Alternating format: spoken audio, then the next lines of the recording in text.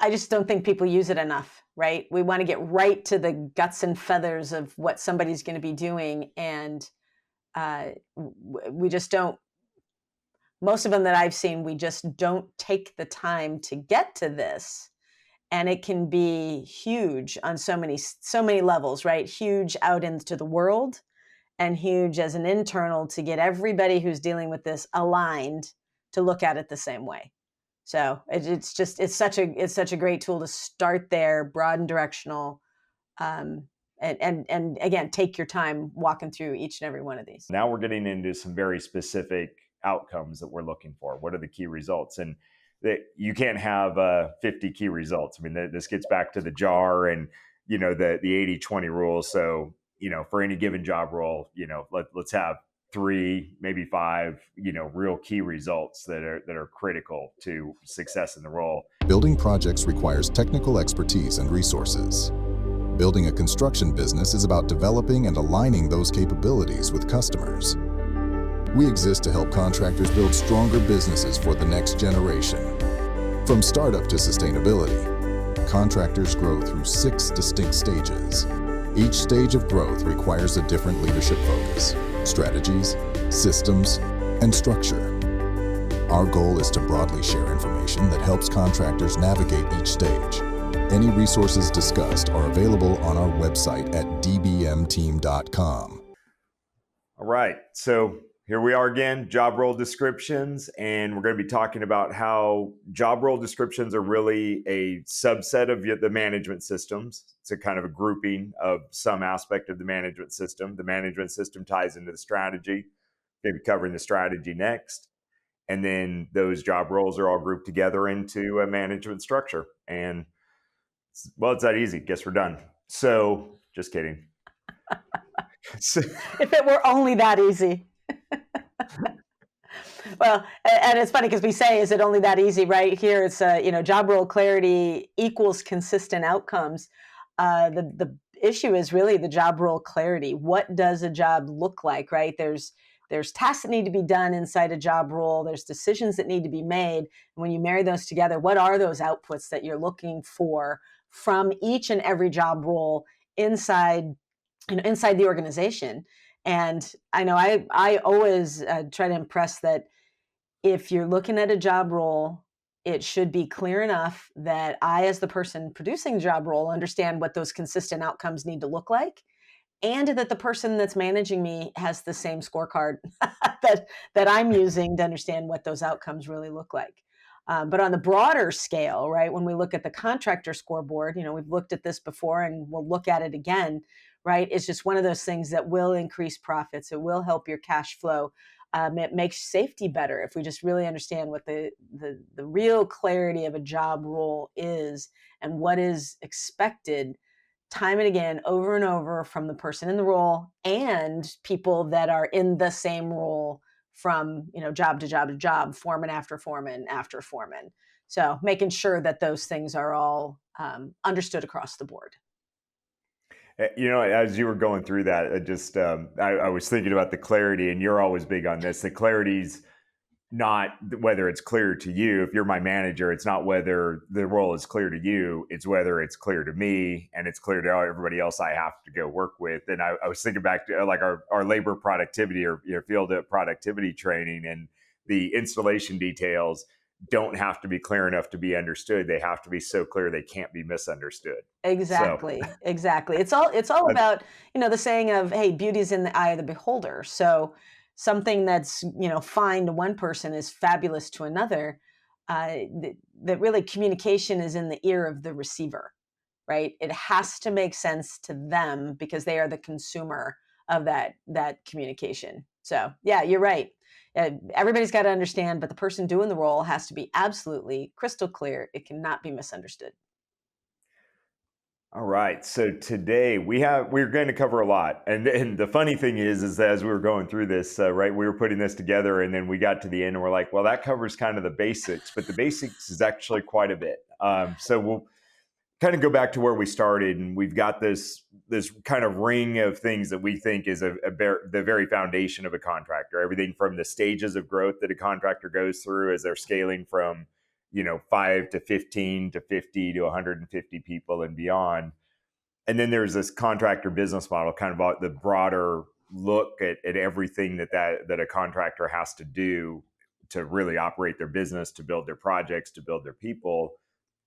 The talent value stream, which is a subset, but also the most critical foundational element of the contractor business model. There is no sustainability if you don't continue to go manage the talent coming into the industry, really, and helping bring them into the industry, into your company, and then retain them within your company and develop them through their entire careers. And then we talked about effective role transitions, because that managed talent value stream is obviously about moving people from job role to job role. And every time you move from a different job role, you're both creating a hole from the job you left, and you're then trying to adapt to this new role that may look very different than even the person who was doing the role previously. And so we talked a lot about that. Those are kind of the 4 foundational elements.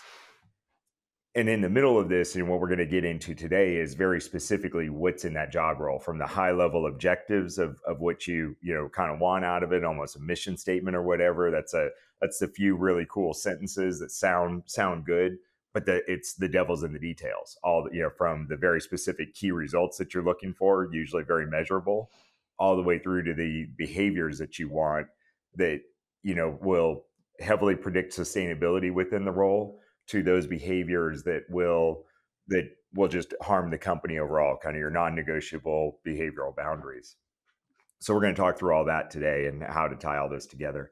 So where we're going to start is a recap from the talent value stream, where we talk about growth and standards and dive into that, because at the end of the day, that if you don't have the standards in place, and standards look different at each stage of growth, but if you don't have the right standards in place, nothing works.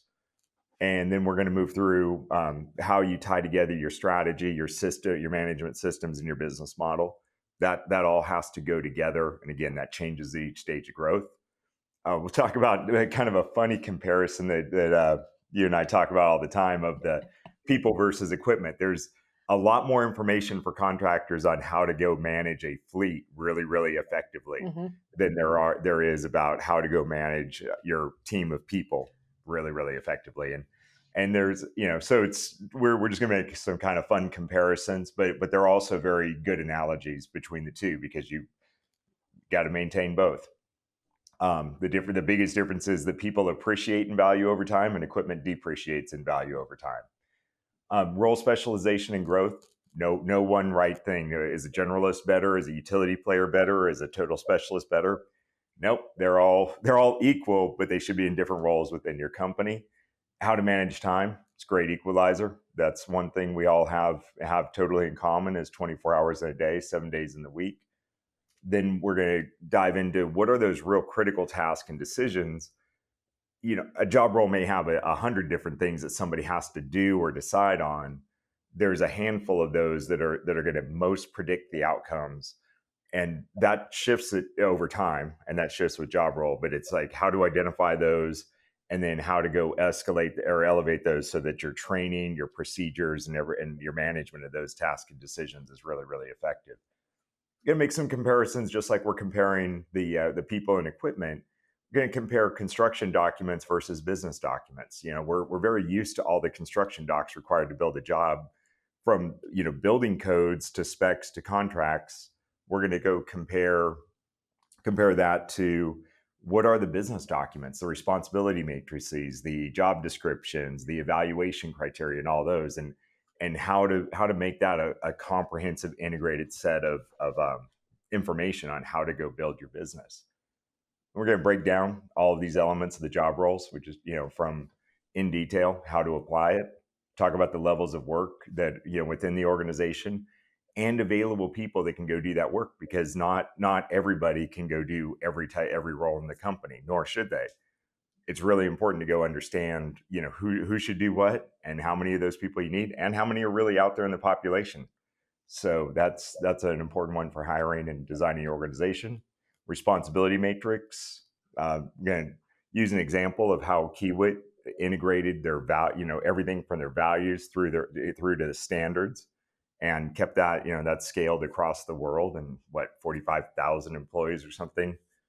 And then how to build the org chart from the ground up. A lot of people want to build it from the top down. So it's kind of important. That's the architect's view. At the end of the day, though, it's the frontline people that are winning the projects, estimating the cost and quantities, building the projects, doing all those things, delivering value to the customers. When you really think about the org chart, it's every layer of the org chart should be designed to go better support those men and women that are on the front lines delivering value to the customers. And if you look at your org chart from the ground up, a lot of times it looks very, very different than if you design it from the top down, including things like span of control. Then we're going to talk through how do you balance that simplicity and complexity as you grow. You just have to be at the right level. You can't be, if you're overly complex, it'll be stifling bureaucracy. It won't work. If you're too simplistic, it'll introduce too many risks, and it may work out, but it'll be risky and it won't be scalable. And then finally, we're going to wrap up with some standard work examples. So we're going to cover a lot. Oh, and by the way, there's a few things in between there that we're going to cover. So we're going to cover a lot, but this again is just kind of the basics. And if you don't have a grasp on the basics, it's hard to design really effective job roles. Well, and when you talk about the basics, right? This graphic really just kind of says, hey, the basic things are that contractors, yes, we exist to build projects, but it's the people who design those projects and build those projects. So as a contractor, we want to know, yeah, here's our work, here's how we're going to do it, who we're going to do it with, all of those things. But really, the business of building is aligning those projects with the people that we have, and that's where the manager comes in. That manager is that conduit between, here's the work we need to build, here's the people we have to build it, here's the people in the right places at the right time to build this piece of this project at this time. So we just have to remember that it's, yes, the projects get us the dollar volume we might be looking for, those types of things, but it is that manager level that really pulls those together and gets those people to build those projects we want to build. So we have to help that manager in every way we can, and we'll talk about some of those things as we go along. Again, right? What do good job roles look like? How do we marry those up so the manager can understand who's really doing well in those roles, and how we can match that up to the next job that's available, right? That next project we have to do, and moving people from job to job to job, right? As you grow and scale, people have to move around, and how do you know who to move, how to move, and how do you help others make those decisions as well? So that's the way we look at it, is projects and people have to go together. Which brings us to this point, that business of building aspect. And this is, we've covered this before, and we're going to spend some time because it's really foundational to job descriptions, but it's also something, if you've gone through this before twice, it's probably enough. Go ahead and skip to the next section, but we're gonna still cover it because it's super, super important. And it's something that is constantly changing as you grow. So as contractors grow from 5, 15, 50, 150 people and beyond, what you're really doing is you're delivering more projects to customers each year. You're still delivering projects, but you're delivering more of them. So higher velocity, you need more of a pipeline coming in, you need more estimating capacity, and you need, everything changes. You need more AP capacity, more payroll capacity. You're building larger and more complex projects, so they look quite a bit different. I'm going to give some examples of those. And those require progressively more support systems. And you're going to move back and forth between no purchasing at all to centralized purchasing at probably a stage, and then you're going to move back to doing projects that are so large that you may even have a lot of payroll functions and a lot of support functions and project accounting functions directly on site paired with that project. So it's constantly moving in that, but that's the business of building. And so just recognize, some of everything that we talk about is going to be examples at various different stages of growth, and mainly the challenges that happen in between stages of growth. So those stages of growth are really about every tripling of headcount.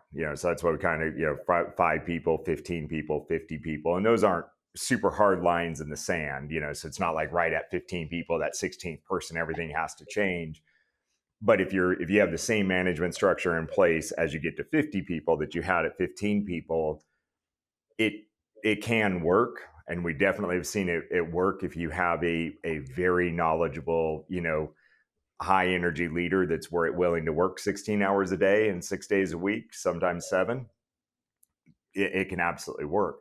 And it can be incredibly profitable, but it certainly isn't scalable. It's not going to help with succession, and it probably is introducing risks to the system that could cause catastrophic failure. So anyways, that's, every tripling of headcount. Go back to the first part of this series for, really a better explanation of that. But you got to really look at your strategies, look at your project types, look at your sizes and look at the velocity of the work coming in.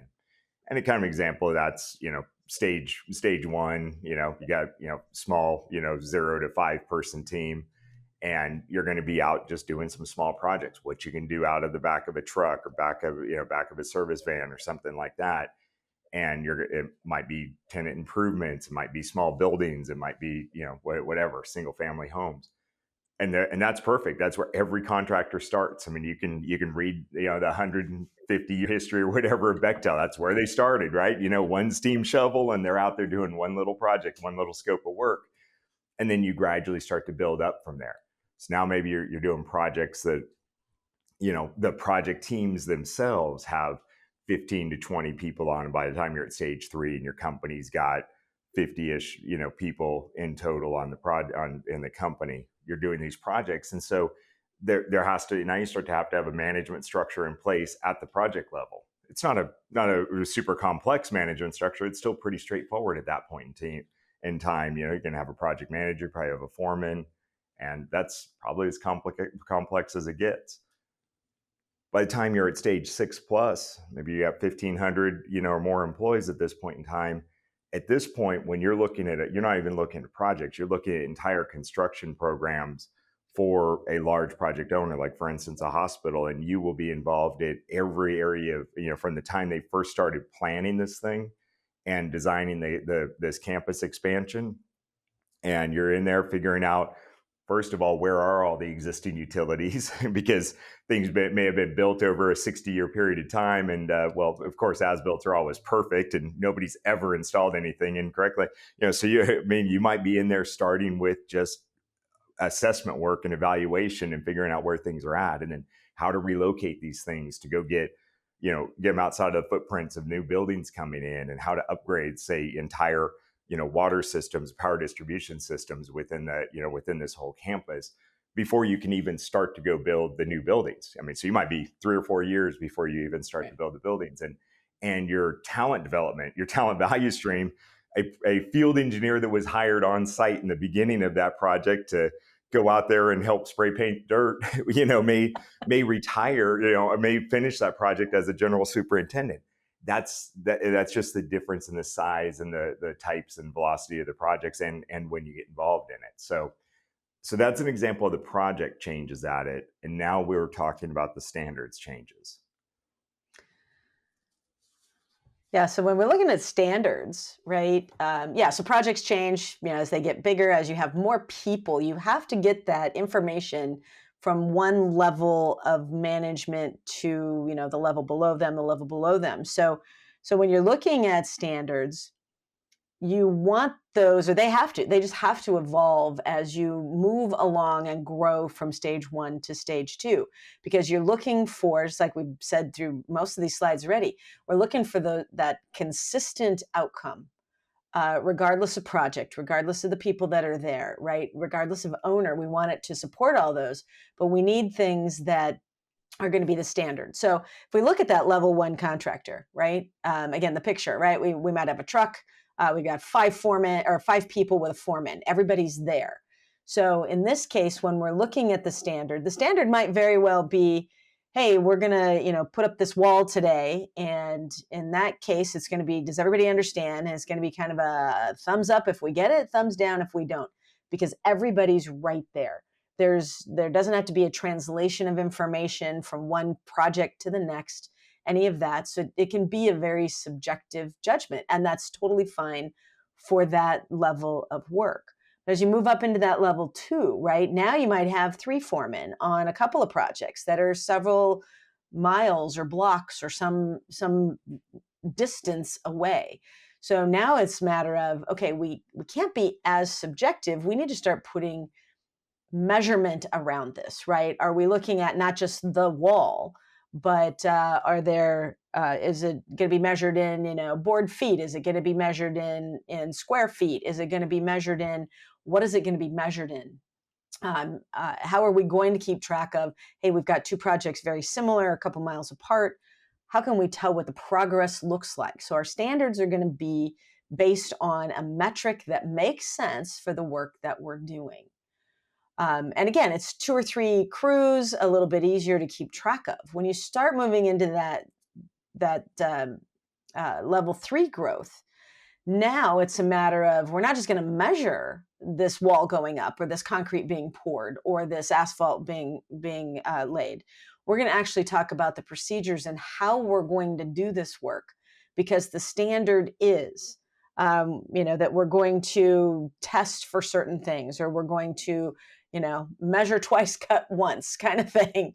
But there's real procedures on how to do it, so that the foreman, as you get to that 150 or 50 people in a stage 3 contractor, that when they're doing things from one job to the next, that is a consistent work product that is being done. And they know when they go to the next job and it's similar, those are the procedures on how we're going to do it. We are then going to measure it from that, and it moves out of the less subjective and more to the repeatable kinds of things that can be done.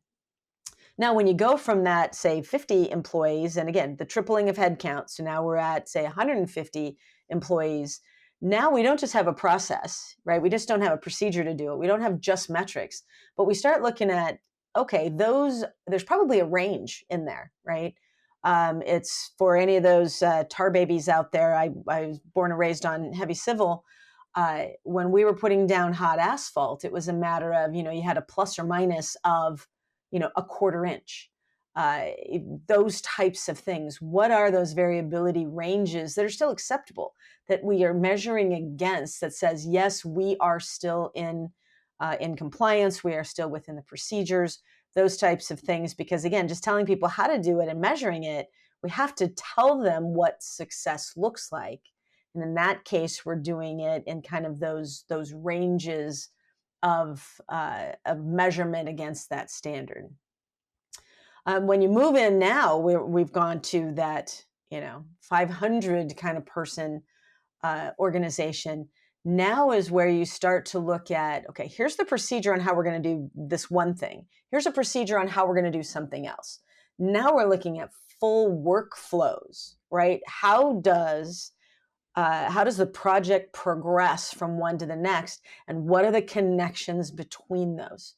If we're going to, we're putting in an on-ramp on a freeway, right? The workflows you're looking at are very tangible, right? First, you have to get the old concrete out. You have to smooth out the base. You have to put in your rebar. There's workflows that happen there. But as you get into bigger and bigger organizations with more and more people, with more and more layers of management, now you're actually looking again at how those workflows move between divisions of work.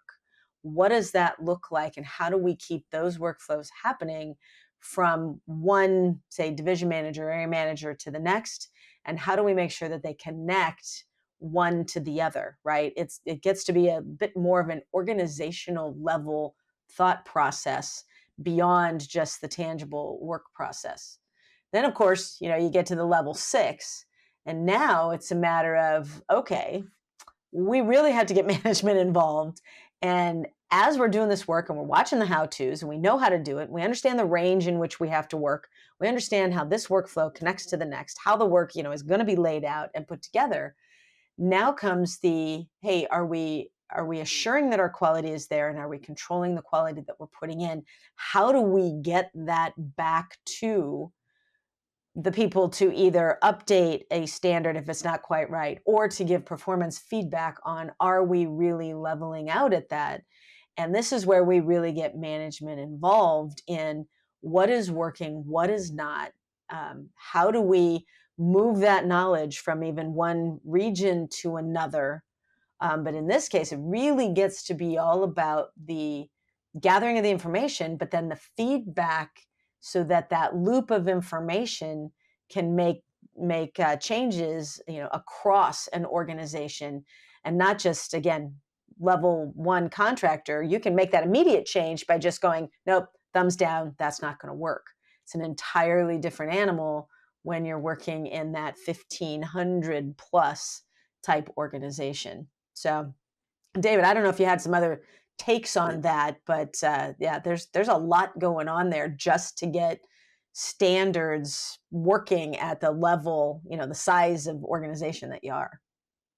No, I think the biggest one is just that it's a constantly changing environment. It's also not something that the 1 through 6 isn't going to align necessarily perfect with your stage of growth. For instance, at a you talked about like at a stage 2 or 3 size contractor, they where it makes the most difference for them is probably going to be in the areas, the high production areas. There's probably a handful of tasks, maybe 5 or 6 installation tasks that they're doing in the field that take most of the risk off the table for their project. Right. Great, define the standards for those and take those way up there, and get those integrated with estimating, with the workflow back and forth, and the feedback mechanism, and the job costing, and the feedback. That's going to have the maximum impact. A lot of the other stuff across the company is going to be, hovering, even, when you're a stage 3 contractor, when you look at their whole business model, a lot of the other standards for how you do things are going to be hovering somewhere in that 1 to 3 range. That's totally okay. By the time you're over at stage 6, you're going to have, you're going to have a lot of functional areas of the company, things that you couldn't even imagine before, like a contract administration department. You're going to have a whole department. They're going to have their own workflow in there, and they're going to have variability ranges and procedures and metrics and production metrics and all kinds of things that you never even really think about when you're first starting out. A contract looks like a handshake at stage 1, and that's appropriate as it should be. So it's like, it's just something that you go back and forth, and you also lose it. There's some loss always generationally, right, as when there's a turnover. So, I mean, even if nothing else has changed, but all of the people that originally created it are retiring or gone or not anywhere near the same role or position anymore. Yeah, you just kind of got to start over at the ground level, thumbs up, thumbs down, and start moving forward. So anyways, we'll talk a lot more about it, but this is the foundation of job roles. So thanks for paying attention.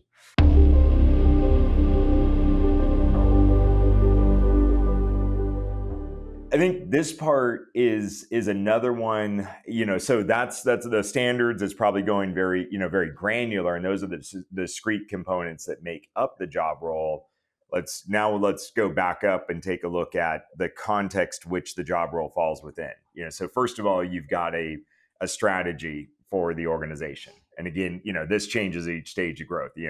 When you're starting up as a contractor, your strategy is I need to eat tomorrow. So I need some work, and I need a customer that's going to pay me.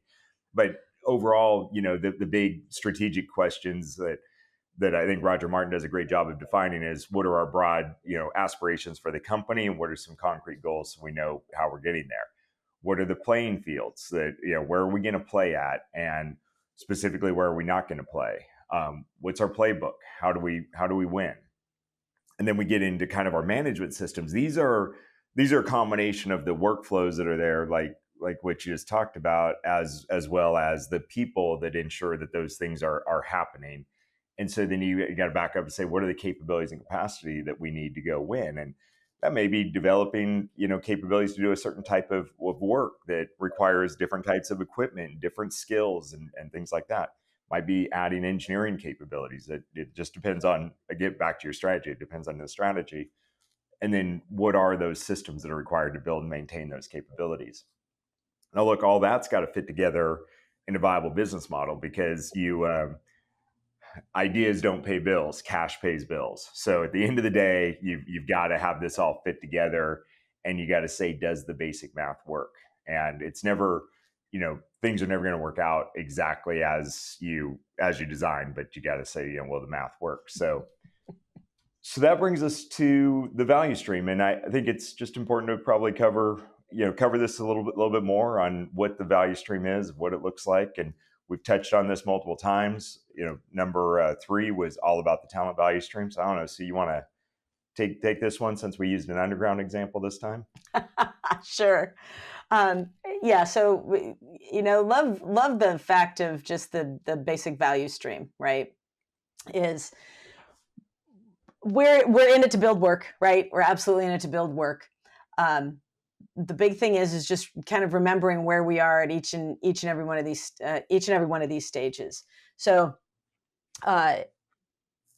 if we look at kind of look at the bottom left here, this is going to be the same type of value stream every single time, right? We've got our prospect opportunity. Where's the work going to come from? What might be out there in the future? What's our opportunity to award? Hey, something that's actually materialized and is coming into our estimating system or our estimating people and saying, hey, this is an opportunity that we can bid and possibly get it. Those are the things that just get us to getting the work, right? Do we understand those? It's different when you're looking at, again, a stage 1 through a stage 6 of a contractor. Stage 1 might be, hey, somebody calls you on the phone and says, hey, I've got a driveway, I've got a basement, I've got something I want to do.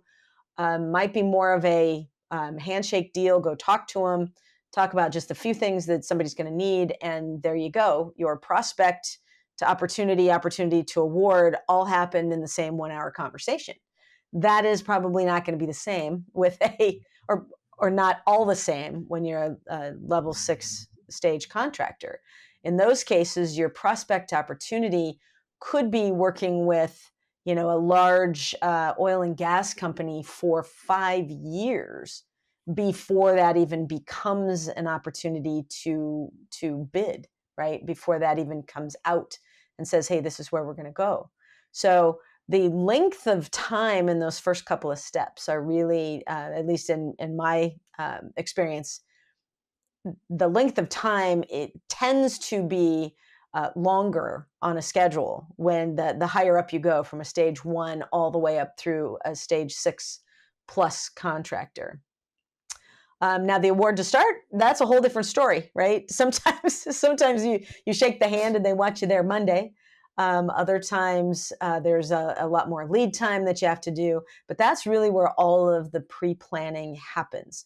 Everything that we do from the time we've got, I like to think, ink on a piece of paper until we actually put a shovel in the ground.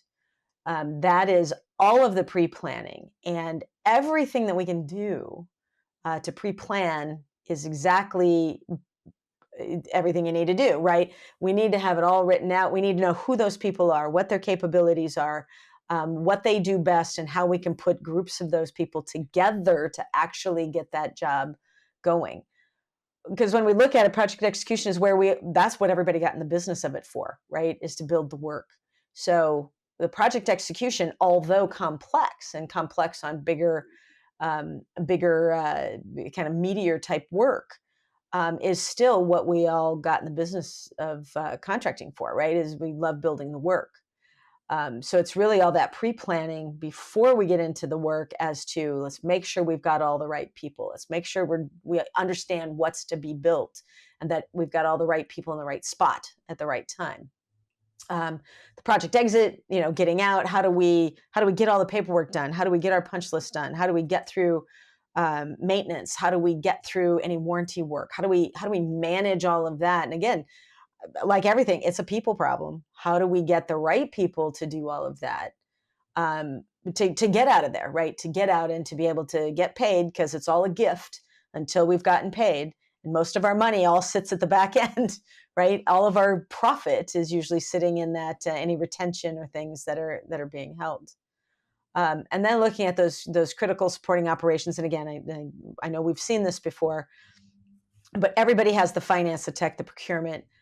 Others have the other side of it with the equipment, design, fab, and service.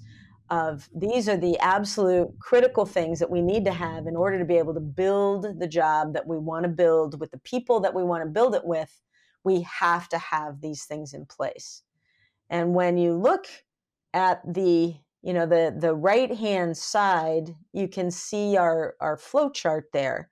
That's a basic flow chart of how things move along from prospect to opportunity to award, right? That as they move across to get the work done, those become more and more complex with more and more iterations as the jobs get bigger, more complex. As we have more and more of those jobs, all of that gets more complex. And again, it is all managed with people. So David, I'm sure you've got some other thoughts that you want to get there, but that to me, this is all about there's systems to do this, there's processes to do this, there's a workflow to keep it flowing, there's understanding where we are, and knowing that it's all about getting the people to be able to understand this process and work through it. No, I actually think that covers it. And I think it's a workflow as you described. Just on a project, I mean, that would look like a schedule, and it's got predecessors and successors, and everything connects together. And you've done different, pull plans, tact plans, whatever you want to call it, but you've done these different plans of how things work together. The business level is no different. You basically have those workflows. That's your system or your process, your workflow or your value stream, whatever you want to call it. But it's a combination of initiating events, and that initiating event might be a changed condition. It might be a phone call like you described, or let's actually just use the example of the opportunity to the prospect opportunity piece that you talked about. So when you're smaller, it goes from a phone call to the owner of the company and a rapid decision that's made. So you have actually all of the steps going on, but they're all going on in a single person's head, and they're going on literally in a matter of sometimes minutes to hour type of thing. You get up there a ways. That initiating event might be that you're one of your buddies who's a real estate attorney told you that he heard from the local planning commission meeting that somebody set up an LLC and purchased a few hundred acres of land in the area, and that might be the initiating event. Okay, well, that's kind of interesting. Some Delaware corporation, bought some land here in this area and bought a pretty big tract of land near freeways or near water or near power or near whatever, and that may be your initiating event, and then that triggers a whole downstream set of tasks to be done and things like that to start to investigate. And if you're at the business developer role, then you're going to go do a lot of investigation. You're going to go log that as a whisper or whatever terminology you want to use it, and you start tracking it through and you start figuring out what's all done. And then when it starts to become anything that looks like a more solidified opportunity, that kind of changes state. And then you're going to go into a meeting, and there's going to be a bunch of people, and you're going to be looking at that opportunity as compared to all the other opportunities that you have available to you. And a decision is going to get made on whether to, what the next steps are, whether to continue pursuing, how many resources to continue putting into this thing and all that. And that, when you're identifying projects at that early of a stage, you're talking about a lead time that's incredible. I mean, you're going to be months and months and months and months before you even have information, and you might be 2 years out from a project even becoming a viable opportunity that now you can really start to estimate on. And what's neat about that is if you're ahead of everybody else and you're actually helping that project owner navigate local politics, local codes, local things like that, and help them build the relationships that they need, you're pretty much guaranteed to go be the contractor that's going to be part of that project. So that's just an example of it, but that is a workflow and that is a process. And the hardest thing about growing, scaling and growing an organization is taking all that complexity that was happening in somebody's head and kind of getting that out into this workflow. And then you start breaking that up into different job roles. And then there's certain parts of that may be really, critical. The management system side of that is, okay, how do you make sure, okay, if it's below, maybe there's a decision, like we've got, one colored red, and that's, maybe that decision has certain triggered escalations in it. So this is the management structure. If it's below, X dollars, if it's below $1 million, it gets handled a certain way. If it's over $1 million, it gets escalated up to a different tier within the organization. If it's over $5 million, it gets escalated to a different tier beyond that. And that's not because you don't trust people. That's about how you develop people and how you ensure consistent outcomes. So that's a lot of, what we're going to talk about. A job description is really just a logical grouping of some of these tasks and decisions. And that's brings us to probably one of my favorite quotes, is that from Edward Deming, is that 85% of the reasons for failure are deficiencies in the systems and processes rather than the employee. The role of management is to change the process rather than badgering individuals to do better. And, and going back to that business development, aspect of it, that, and that's one of the, and I'm only going back to that. I'm an ops person, so it feels really weird. Sue and I are both as far from, you and I are about as far from business developers as you can imagine. But this is actually one of the things that's probably one of the hardest things to deconstruct as you grow a company, because when you're going through those initial stages of growth, that when that opportunity comes in, first of all, it gets run through this whole rubric of, should we, shouldn't we, and all those things. And the person making the decision is the person that also has a view on, operational capacity, has a view on their own money, their own risk tolerance. It's their money, it's their risk tolerance, it's all of those things. And so then when they hire a business developer, they expect them to kind of do that whole cycle. No, that's not what they should do. They should be the ones hearing those whispers happen, tracking them down and getting them to the point of where it becomes a solid opportunity, and then bringing that to the right levels of people to go make decisions. And then there's a whole cast of characters that goes into the pursuit of that opportunity. And that business development person goes back out to hear more of those whispers on the street and track those down and turn them into real viable projects. So anyways, that's a systems process aspect. Sue, anything to add to that one?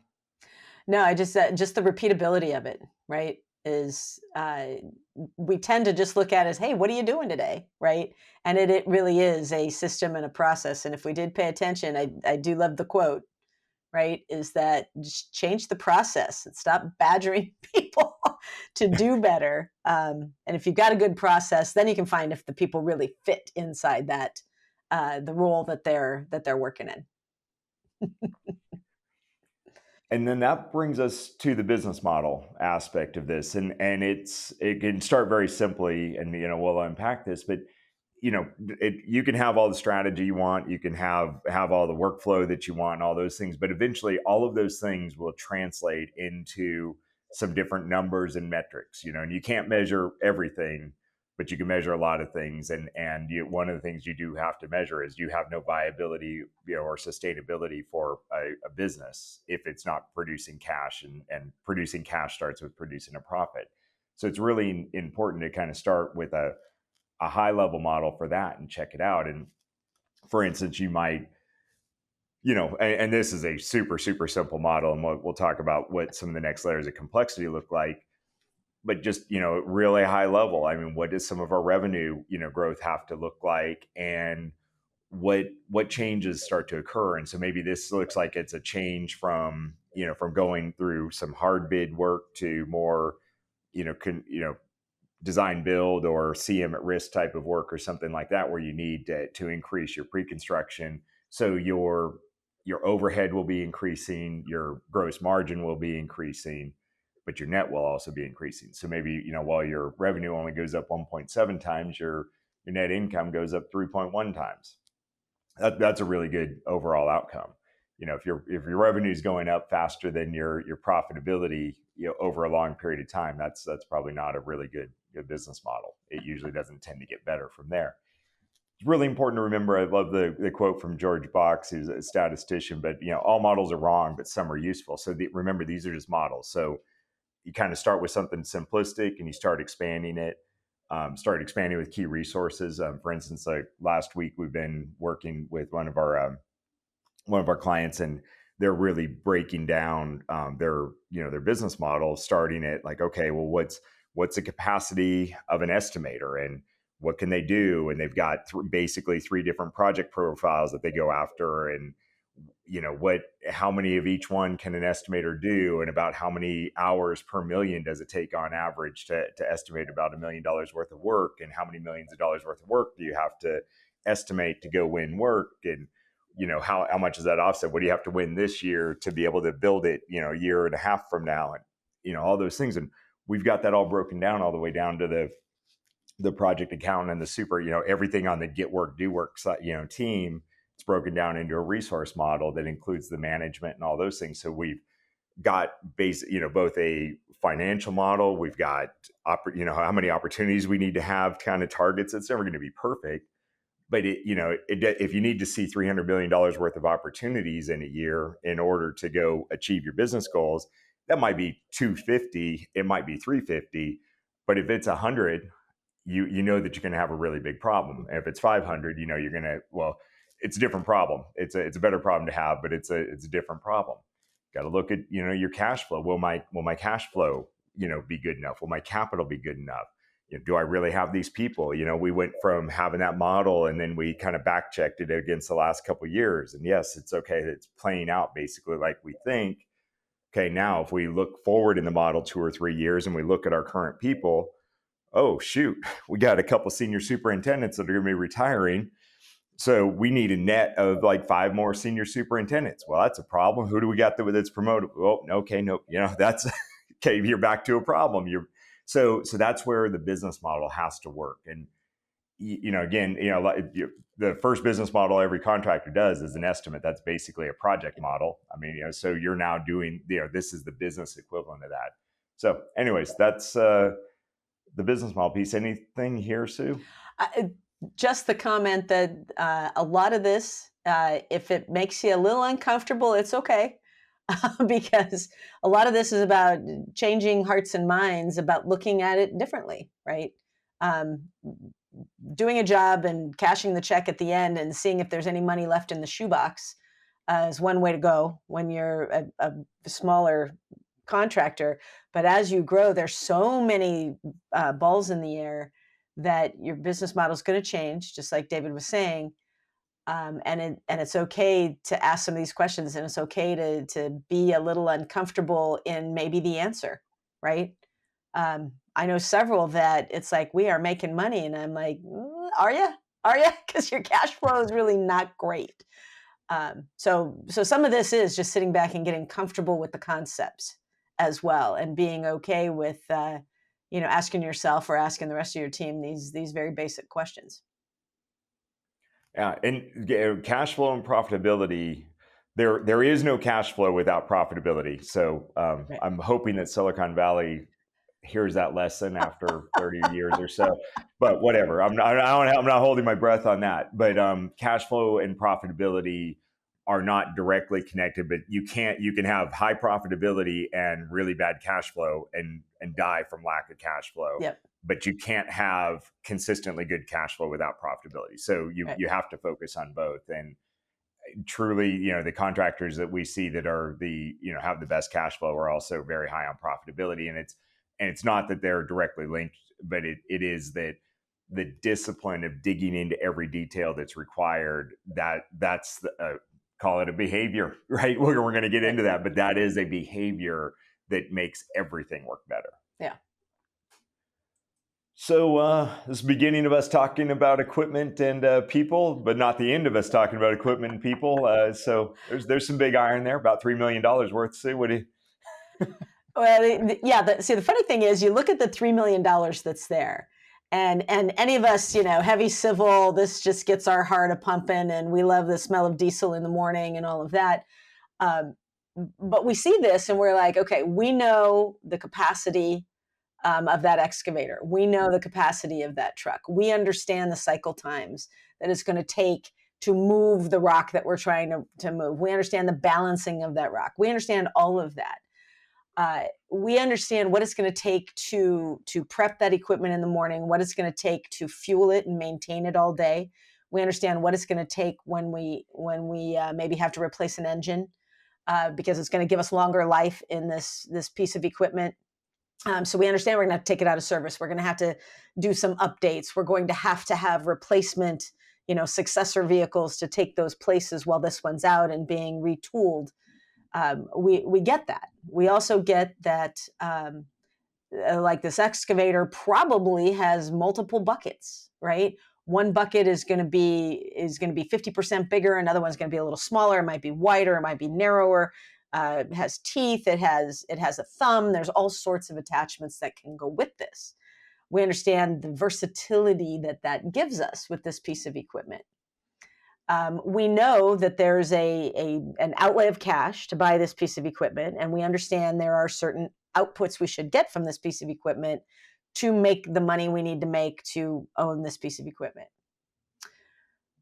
It's not any different with people, but we like to think it's a lot different. Not that people and equipment are interchangeable by any stretch of the imagination, but the work is still, there's tasks that need to be done. There's decisions that need to be made. And those tasks and decisions create outputs, right? Whatever those outputs are. If we just looked at a comparison of people to equipment, we have onboarding of people, right? Well, first off, if we're going to estimate a job, right, it's like, do we have the right equipment to build this work? Do we have the availability of this equipment to do this work? Is it the right piece of equipment to build this work? We sometimes look at that with people, probably more often than not in the estimating phase or when we're doing the kind of that award to start getting ready to go to work. We look at that. But in the life cycle of a piece of equipment, we really understand the schedule. We really understand what it can do. We really understand all the parts and pieces and kind of love and attention it needs to be at full force. People, if we just drew a picture of a face on this excavator and called him Fred, Fred is the same kind of thing, right? Fred has... there's an acquisition cost to getting Fred, right? We're going to pay Fred some money to actually work for us, to get us some results. Fred has probably an expertise that is why we're hiring Fred. Or we are going to get Fred some additional training, some additional experience. We're going to get Fred the other size bucket. We're going to get Fred, if you've got a forklift, a set of forks and a bucket and, the additional attachments.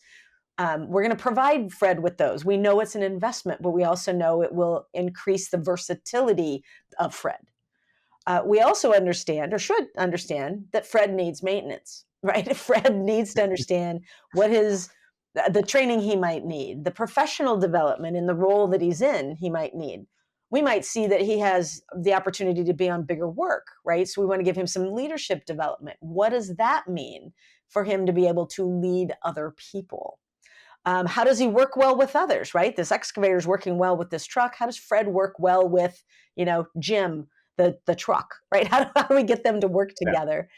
How do we understand the care and feeding, the maintenance, the preventive maintenance, the daily maintenance, the excavator needs fuel. Fred needs fuel, right? Fred needs that developmental approach. Fred needs those things. And we just tend to look at them so differently. And really the concept behind buying a piece of equipment, using it in the right place for the right work with the right attachments, finding the versatility of it, keeping it running at top performance because it makes us money, understanding what it's going to take for that engine rebuild, understanding that, we may have to have it stand down for a week or two while we do maintenance on it, or, in our case with people, goes to training. We get that with equipment. We just tend to have a difficult time looking at the fact that people are the same kind of investment, and really a bigger investment. You're going to invest way more than that $3 million in Fred.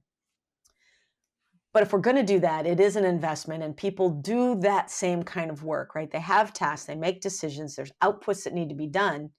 It's just people are loud, people are messy, people talk back, which is why we tend to not look at them the same way. Master mechanic is probably not going to be excited about being an HR manager because people do talk back and equipment doesn't. But that's really something we need to look at, is how can we help people to be versatile? How can we understand the investment that we're making?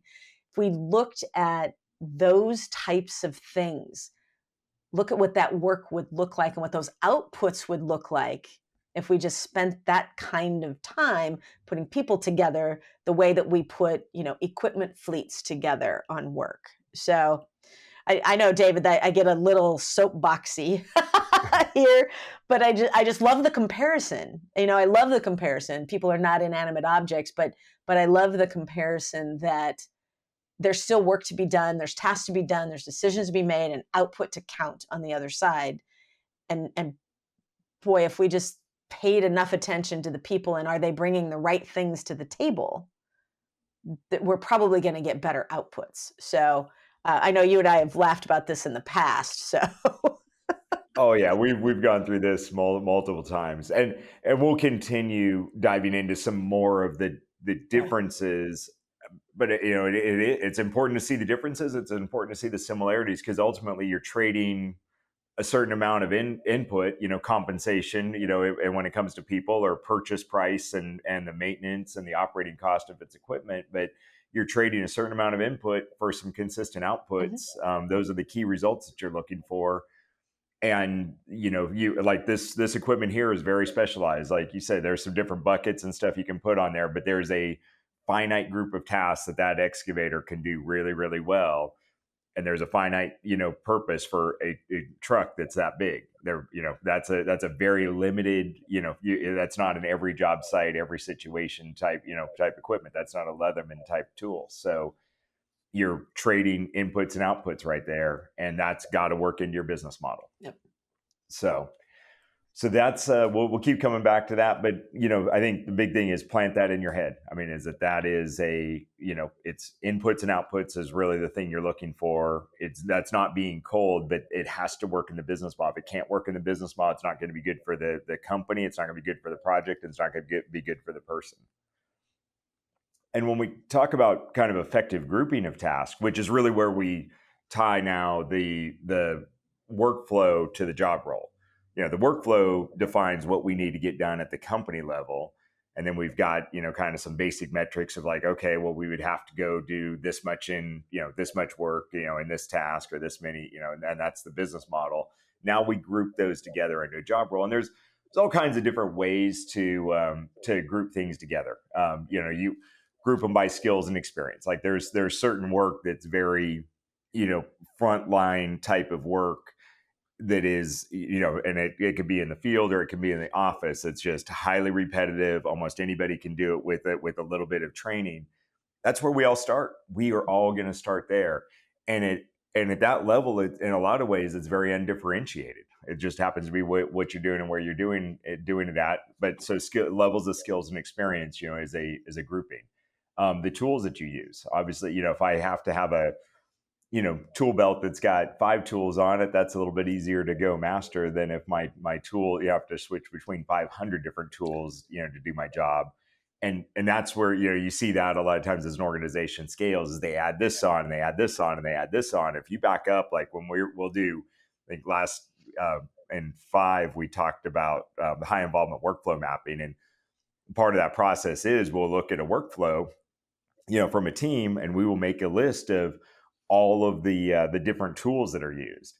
And usually even for the same task, by the time a company scales, of course, you could get to a task and it could be, we'll call it pricing a change order. And there will be 3, 5, 25 different templates that people are actually using to go price a change order and everything. And, and it's probably not that there should be one, because there's probably different types of work that require maybe some different templates and everything like that. But there probably shouldn't be 25 either. And so it's actually kind of interesting when you do back up and look at it, and you almost just take an inventory of, say, where did we get to? So number of tools used is a really, a way to group it and keep people using similar tools. Location. Sometimes it makes more sense to group it together and say like, okay, well, just the proximity to the project team. So we're going to go create a job role that's going to be out with the project team, in the job site trailer on site. And it may not be the most efficient grouping from a tools and skills, thing, but it's the most efficient because of location and because there's a lot to proximity. There's a lot that you learn just from being close to hearing the conversations of different people coming in and out of the trailer. The scheduling and pace, like the timing of when things happen and the pace. Like I always describe it like it's easy, it's really hard to go from playing ping pong to playing checkers to playing chess. And if you're going back and forth between all of those, it's really, really hard to go shift your pace.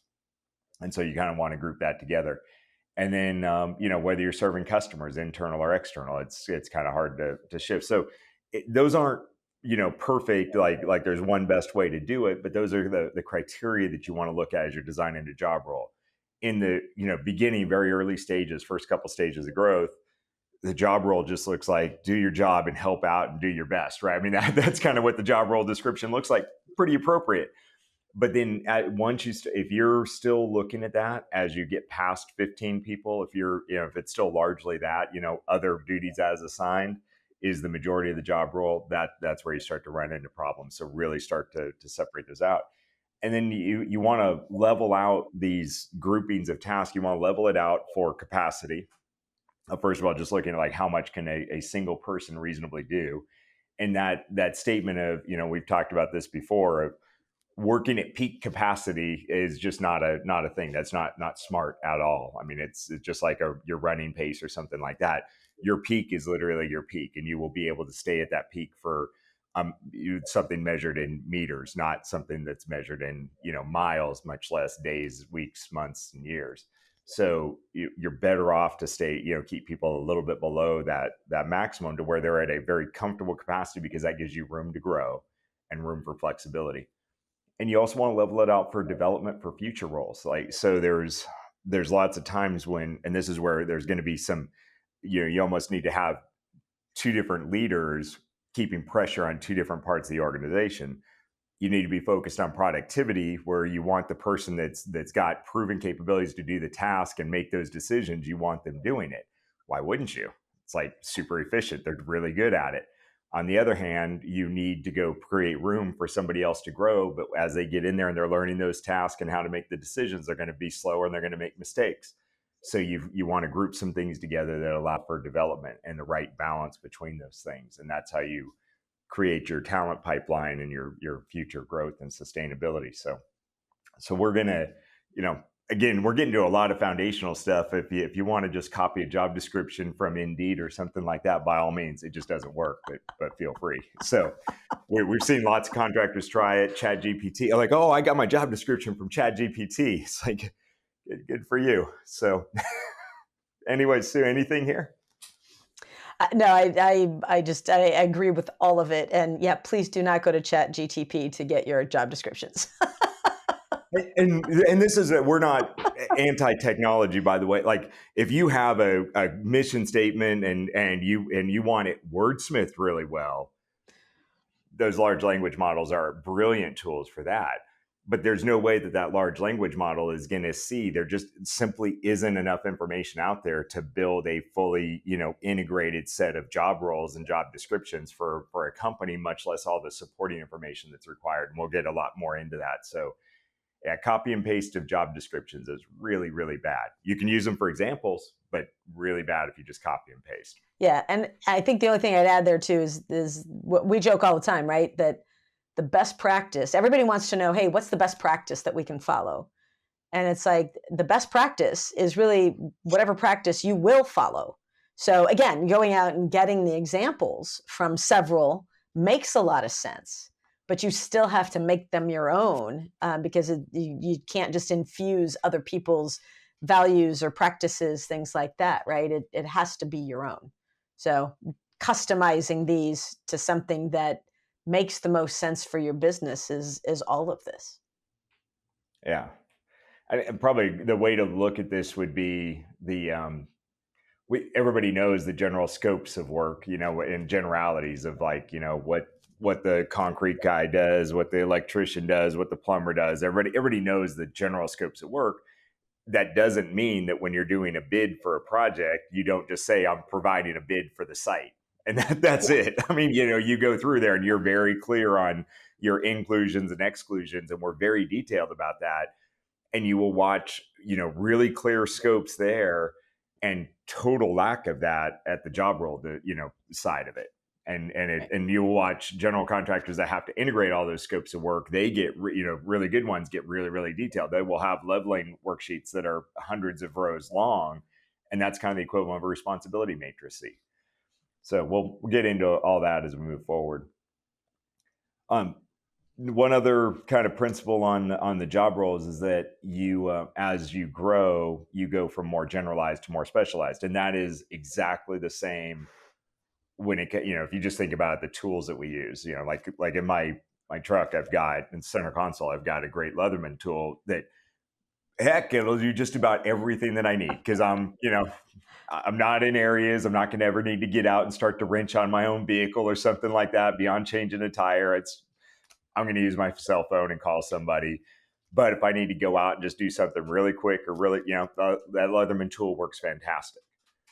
But it's never going to put in a screw as good as just a straight up number 10, Phillips head screwdriver. And that's never going to be nearly as efficient as this, super, cartridge fed battery, operated screw gun.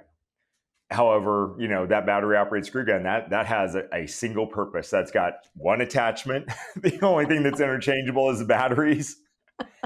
And that's it. I mean, you can't even use regular screws with it. I mean, it has to be a specialized cartridge and everything like that, but it's extremely fast. So if I'm doing something like hanging drywall, that is a phenomenal tool to go use. And there's a few types of installation. And so if you think about the job roles in your company, they're very much the same. And knowing that, that screw gun's always going to be a lot more efficient, but you have to always, there's a trade-off because it has to be used all the time. So you have to have enough work, and that gets back to your business model. And you probably want to start, and why the business model is important, because you probably want to start the movement towards specialization 1 to 2 years ahead of when you might need somebody like full-time in the role. And so that's a projection. But then you start, now you start looking for somebody that has that. And so, like I'd say estimating, it might be somebody that just is specifically doing takeoffs for a couple of the systems that you're going after. And that becomes a learning role. But that becomes a role that somebody can get in, they can be trained on really quickly, quality control is really, really clear on it. And then they can achieve a level of mastery. And in 18 months or something, they move to the next role. And so there's lots of reasons from, so as you grow, it's always a move from more generalized to more specialized at the frontline levels, which means that then you need people at the managerial levels to start to integrate those specialized tasks and make everything flow together. So anything here, Sue? Which one of these do you have? The Leatherman or the screw gun, or all three? Well, at our house, we have all three. And I tend to be the Leatherman Phillips screwdriver person. But it seems like every new project that we have here, there is some new high volume efficiency tool that we need to purchase to try, one new project. So we've got a very stocked garage, let's put it that way. So, okay, cool. So slight segue then. So then this is where you separate out vanity, purchases, which I have them. I've actually got that screw, not that screw gun, but I've got a much more expensive drill here at the office that is used to hang the one or two things that might ever need to get hung on the wall. But why not? It's a vanity purchase. Had no need to go do it whatsoever. I could have hired a general contractor to come out for the number of pictures we've hung in the last year, but I really like the Milwaukee drill. I had to get the new one. So yeah, separating it out, doing it too soon, not good. Not enough need, not good. So it's like plan the thing out. Right. But, and there's nothing wrong with having a vanity purchase if you can afford it and you want it, but don't justify it as a efficiency purchase.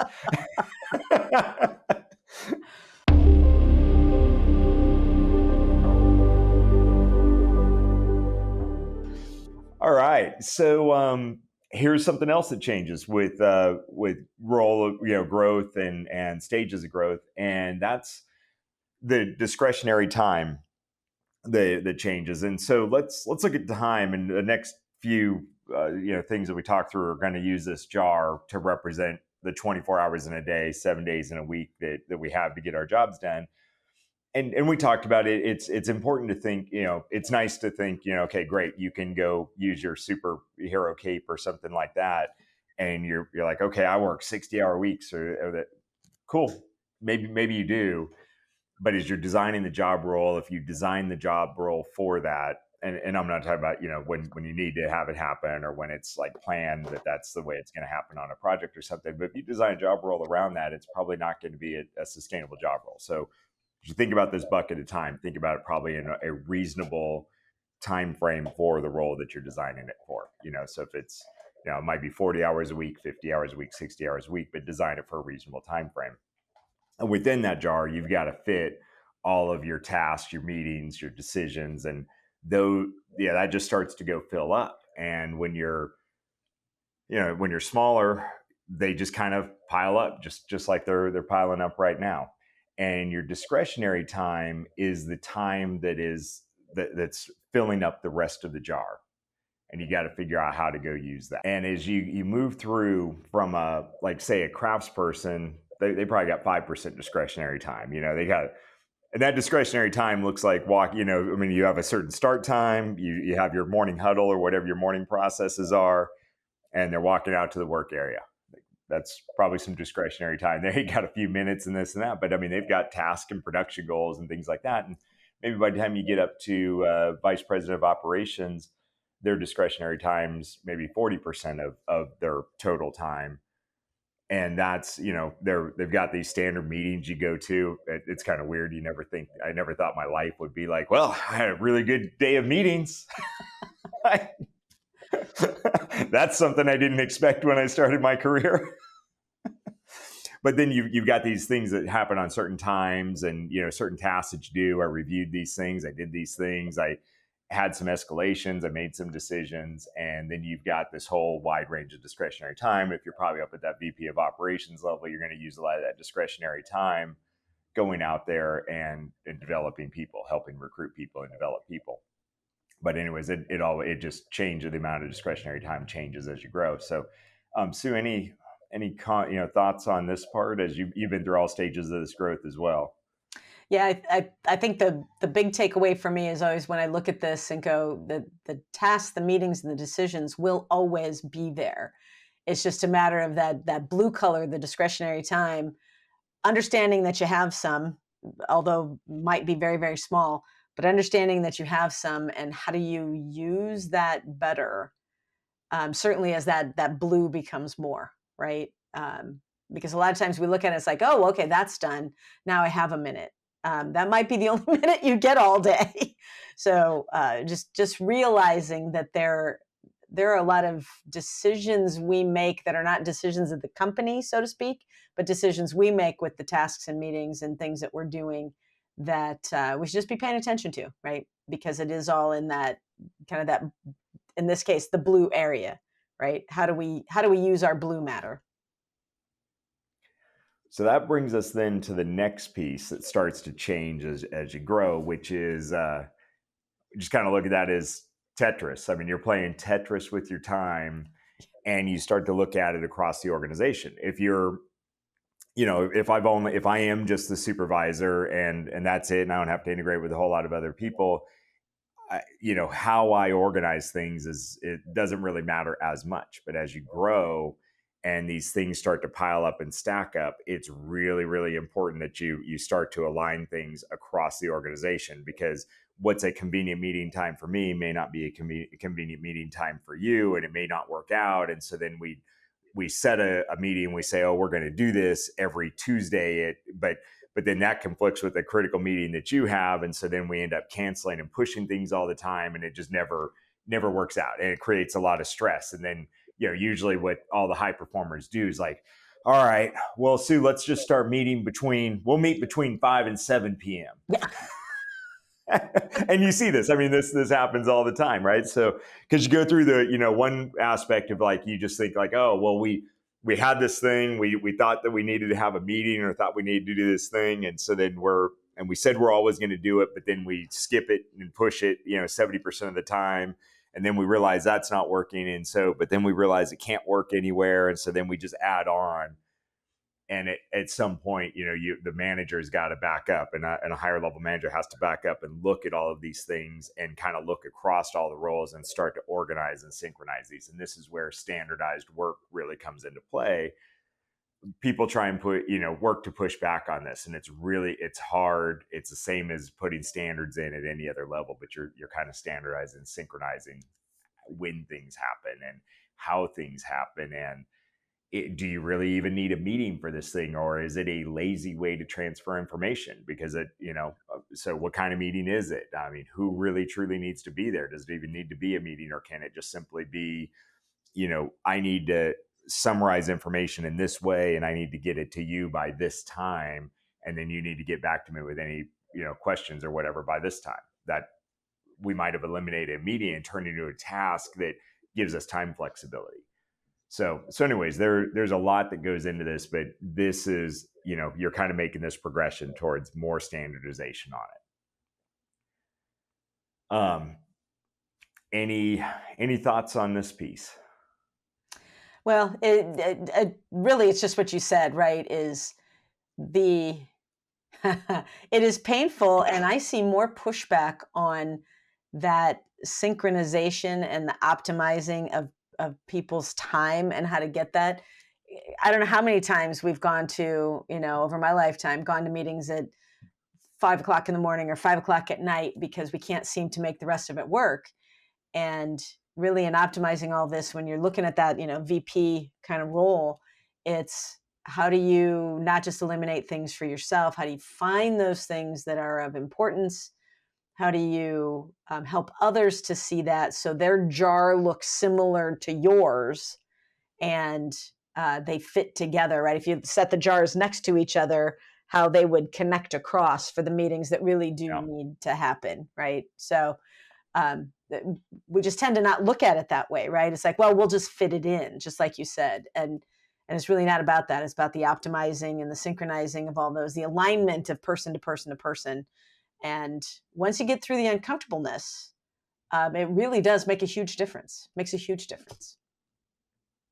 And I think probably I'll use an example of a role. The project manager role, I think, is one of the hardest roles to start to synchronize. And that's where I'd say to start, because every project will have its own rhythm. And that's actually generally works pretty good. And I mean, most projects have their own rhythm. They have their weekly meeting, their daily meetings. They have their rhythm, and that's working just fine. But now if it's, I'm a project manager and it's not a one project per project manager type of scenario, we're not at that size. Now, as a project manager, I might have to have 5 or 6 of those rhythms that I have to go to. Now I don't have to go to every meeting. Some the foreman or the superintendent can go to. Some I could send maybe a project engineer. Again, this all depends on size. But if we're kind of mid-sized contractor, project managers are usually managing 3, 4, 5, 8 projects. And so when you say like, well, what do I want the project? Well, I want them to walk the job. I want them to go to these these weekly owner meetings. I want them to do this and this and this. Cool. Okay. Now they've got all that going.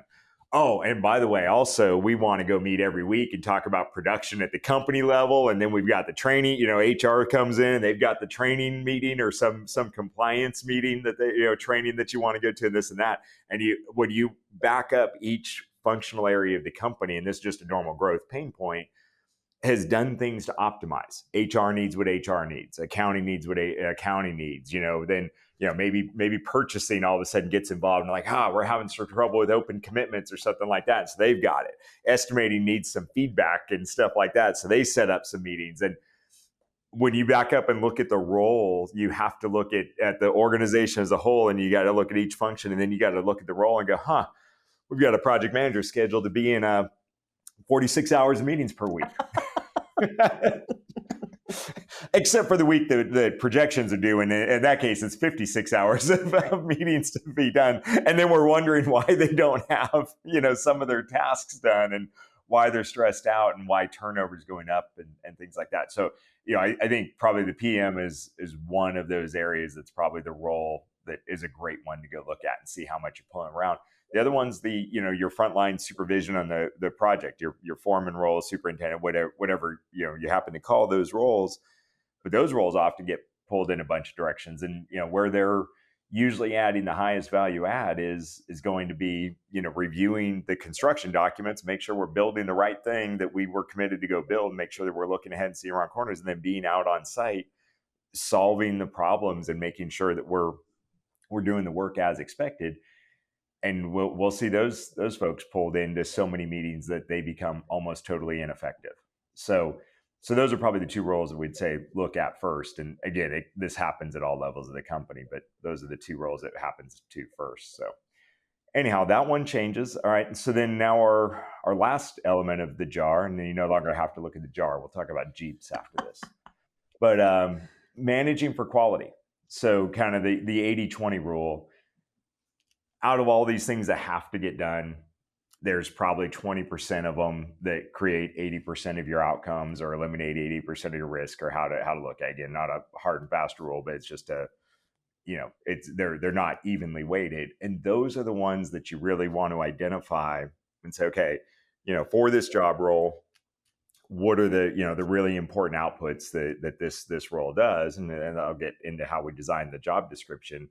Yeah, you got to do all these tasks, but for instance, like we just talked about, what's most valuable for, say, a foreman to be doing, and what are those tasks? Let's make sure those things are done really, really well. Let's make sure we have a great selection process to make sure the person that's doing the role, was the right person to do the role. Let's make sure that we have great training for how we do it. Make sure we have standards in place that are appropriate for where we're at on how to go do the thing, and then make sure that it's managed to ensure that it's happening really consistently.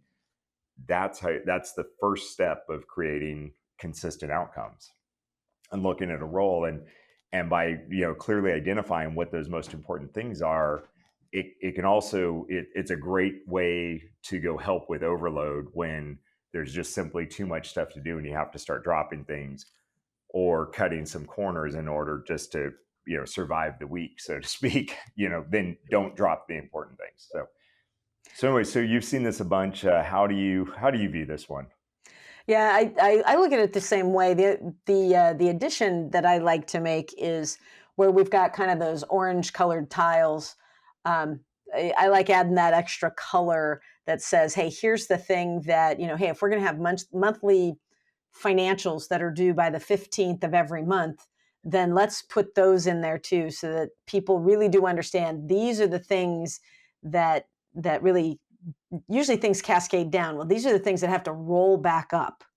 And when we have those in there, those things that need to be done by a certain time that maybe isn't necessarily driven by you, but your input is needed.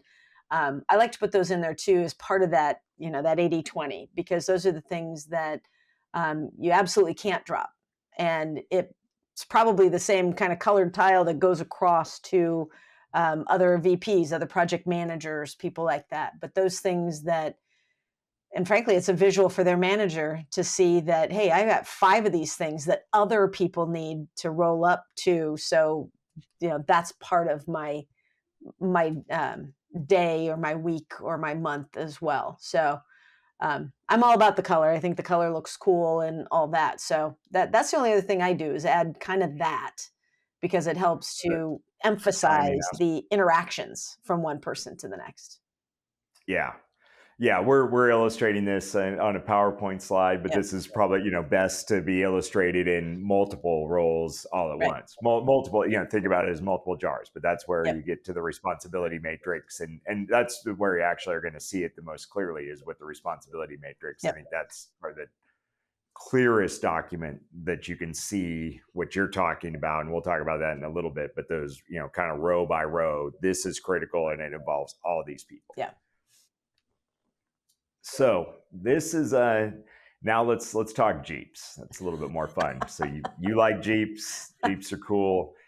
So this is a simple way to get back to saying which things are the most important. I'm just going to give this example. And this was kind of fun. We were going through designing job role, descriptions and things like that, and they change over time. So this was with a long-term client, and this is probably maybe the third or fourth time we're going through job roles for the project team, because their project teams and their projects look so dramatically different. They've literally gone through three different, they're on their third stage of growth from the time we started, not at stage 3. They started at probably stage 4, and now they're preparing for stage 6. So it's a big growth, right? From 150 to 1,500-ish people.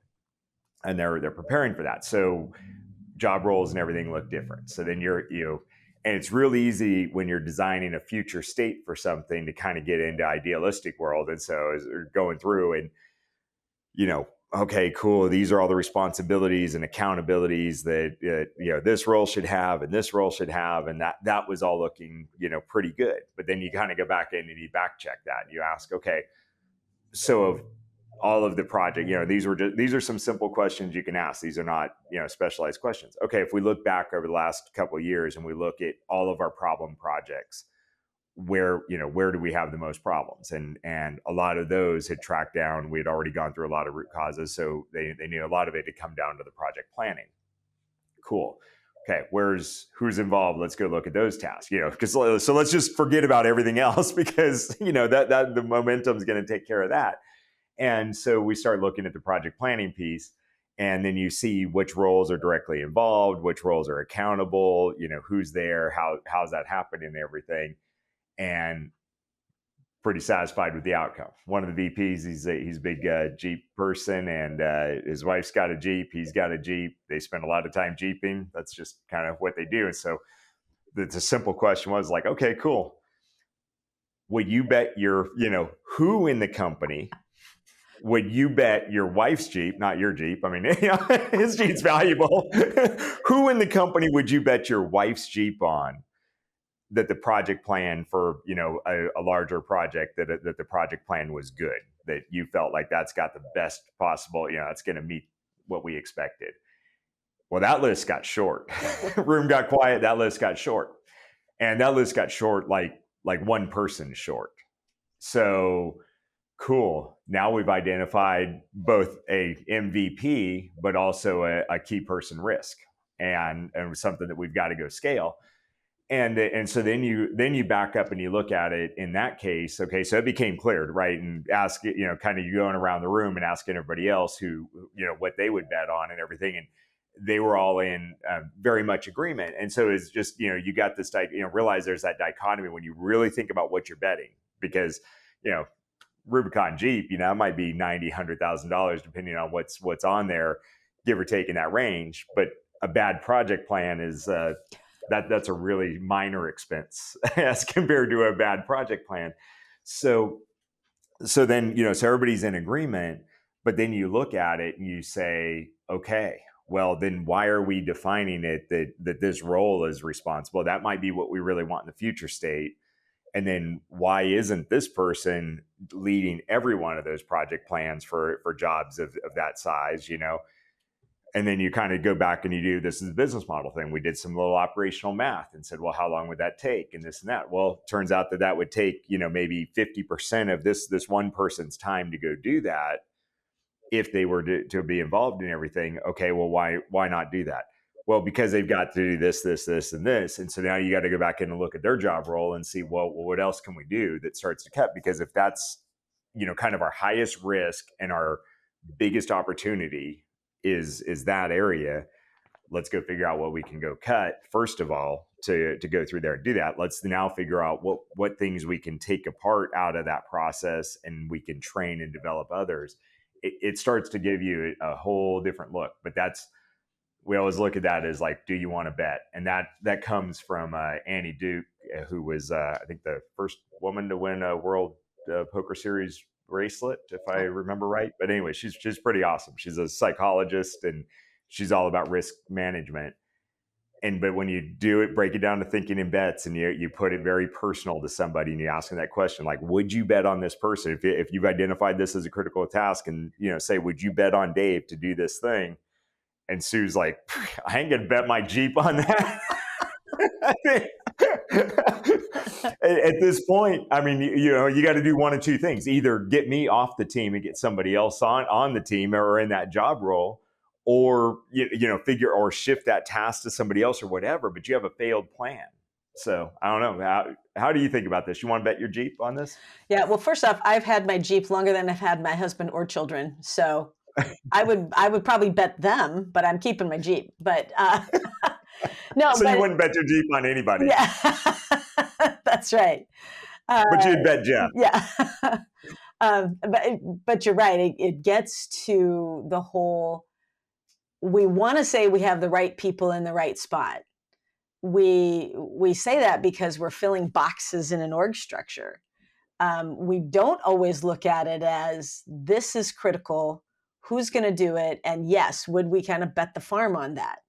And the minute we get to that, you start to see the holes in the job roles that were written, how we put people in there, the quantifiable metrics we're using to verify their performance, and the difference between what success of the manager thinks that role is and success in that role is. Do they believe the same thing?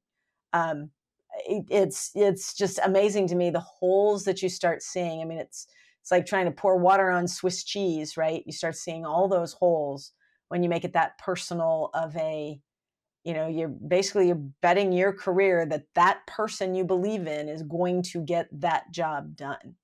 So it becomes highly personal and it's a very uncomfortable. I'm sure it was uncomfortable when you guys were doing it, but it's a very uncomfortable place to be when all of a sudden you're like, hey, if you're going to bet that, and who are the people? And your list that used to have several people on it, narrows to one. Right. Yeah, it's a very unnerving feeling to be there. So I have a few people I'd bet my other car on.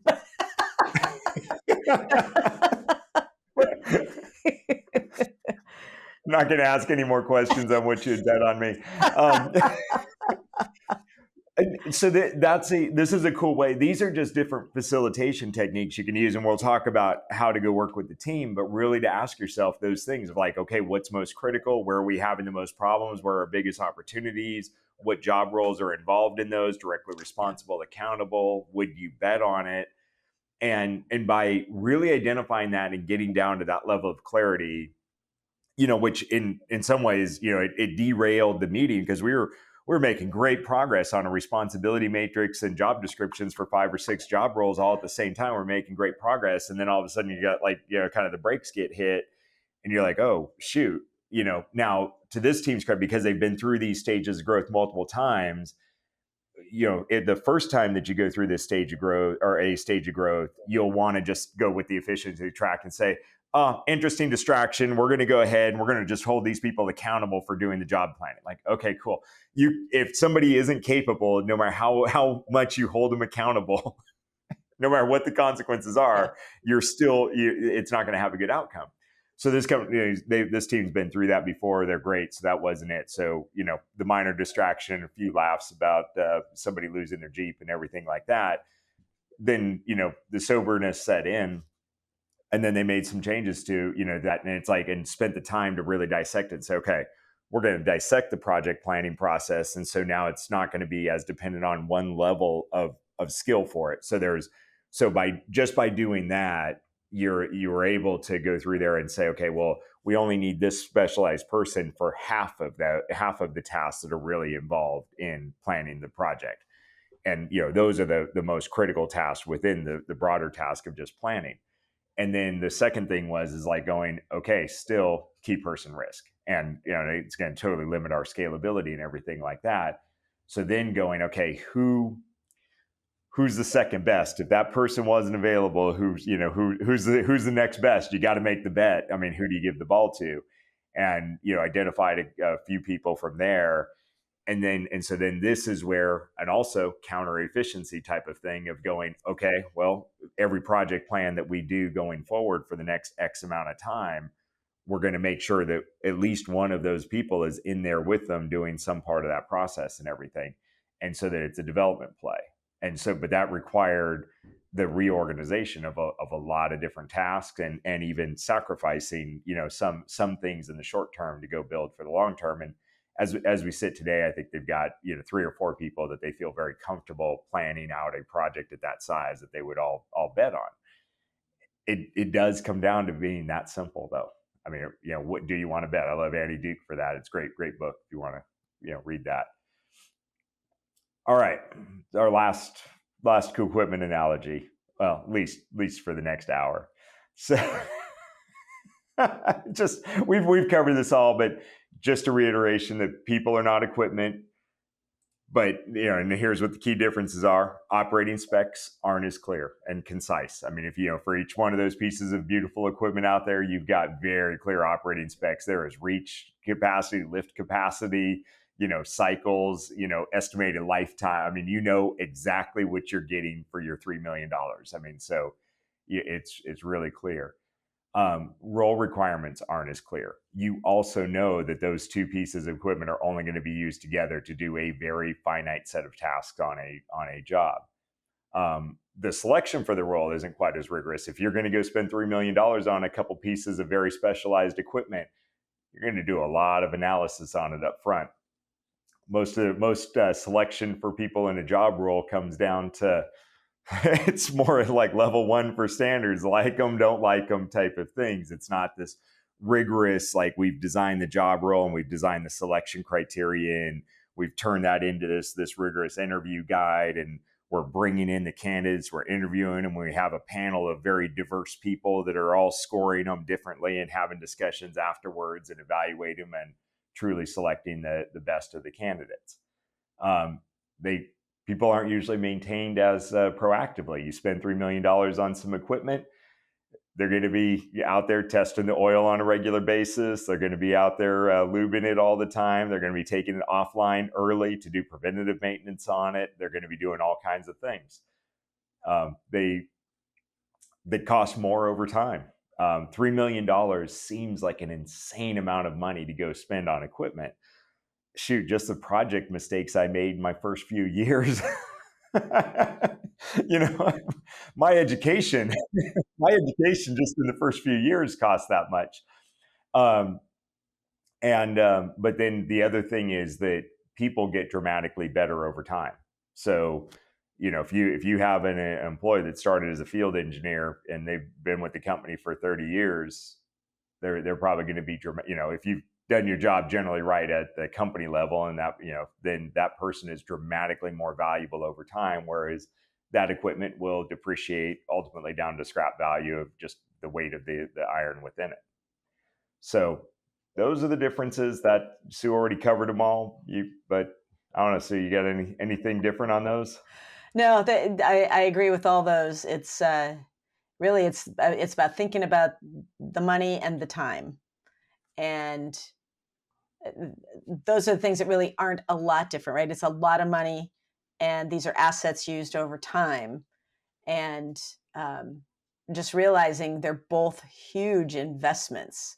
And yeah, they're not interchangeable. No way. We laugh that we've got Fred and Jim back on the screen now, but they're not the same thing. But philosophically speaking, there are probably more things in common in management than not. But very important to know these things, and that we can't just say their life cycle's over and call it good, right? Put them on the selling block. So, although I'm sure that's some companies go down that road, and not the best approach. Yeah. And truly, you run into, actually, I was thinking, we got one client, they've got a couple pieces of equipment that are very specialized pieces of equipment that Vermeer just doesn't make anymore. Yeah. And so they're going out and buying old stuff to go steal parts off of it, rebuilding this and that. But for the type of work they do, they require that very specialized thing. That's literally no different than that, person who's been at the company for a very long time, does some very specialized things, and there just is not a replacement for them, that's coming up, that's where you have any clear line of sight on it. It's important, one, to make sure they stay healthy. It's also important. I mean, sooner or later that will come to an end for both the equipment and the person, and that's really all the talent value stream that's going through that.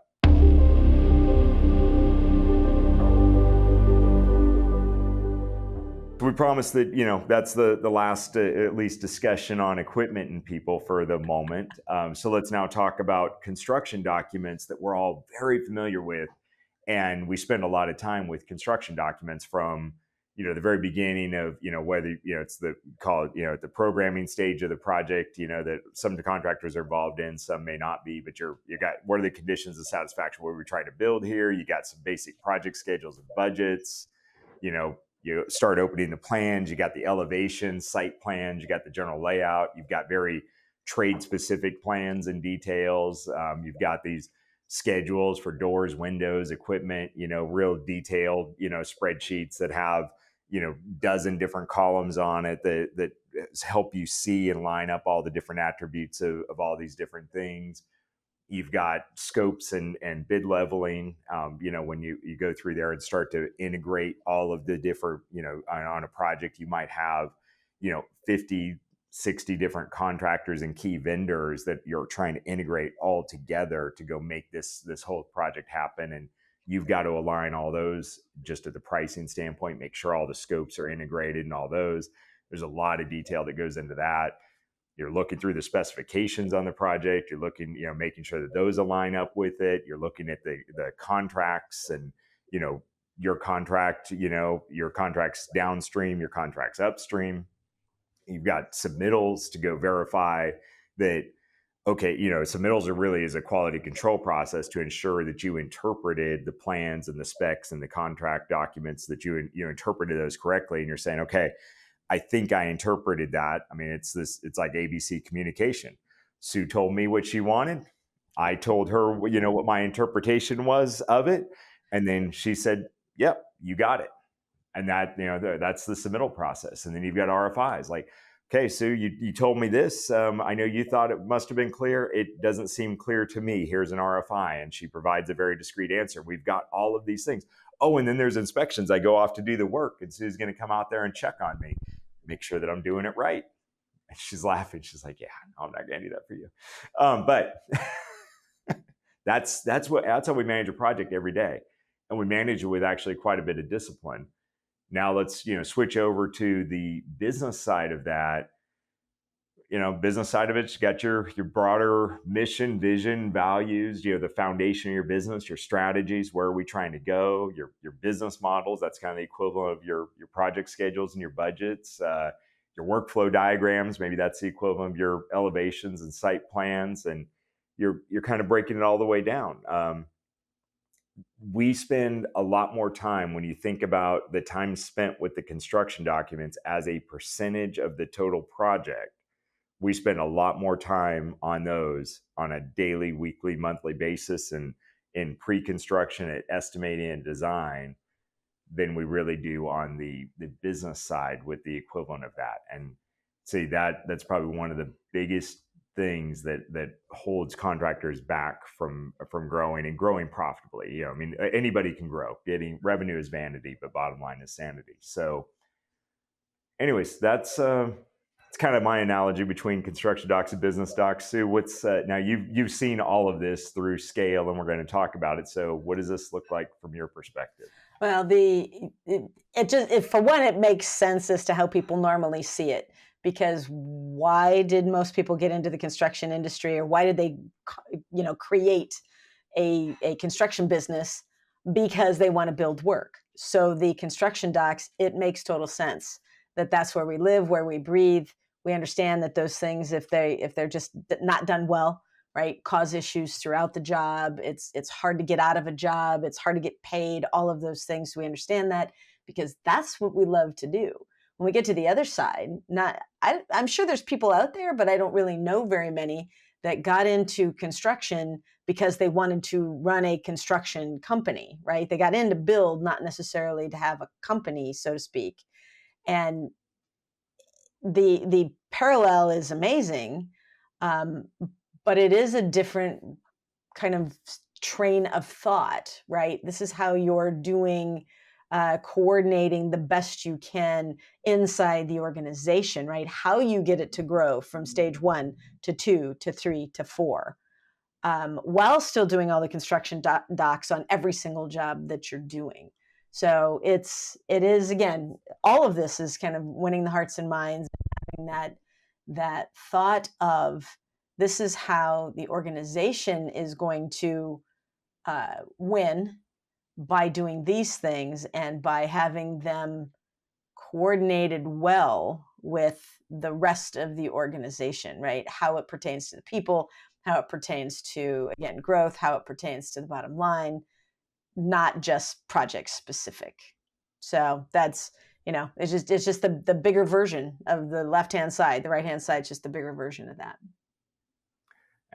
It's helpful for me to think about it because I'm very, I'm not, came up through operations. So if I think about the analogs between what we do on a construction project, that generally makes them run pretty good. I mean, most construction projects come in a little bit over schedule and with 10% or so change orders on average. I'm not dismissing coming in over schedule or with some change orders, but in general, that's pretty darn good. I mean, most businesses don't come in anywhere near that on their plans for implementation or change or growth or, profitability or anything. So, it's just, I think, we've all experienced poorly coordinated construction documents, and those all lead to kind of, difficult projects that go over budget, quality problems, high degrees of stress on the project team.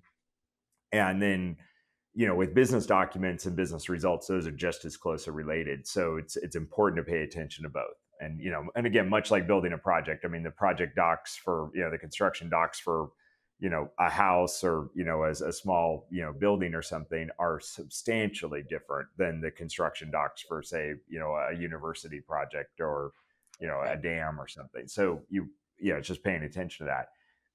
Anyways, that's, we'll come back to that, and you're probably going, okay, well, why are you talking about that? I thought you guys were going to talk about job descriptions and this and that. It's because it has to be integrated with everything. I mean, if you look at, job descriptions, probably the equivalent of a contract, right? I mean, you got specifications and you got a contract that ties you to those specifications on a project.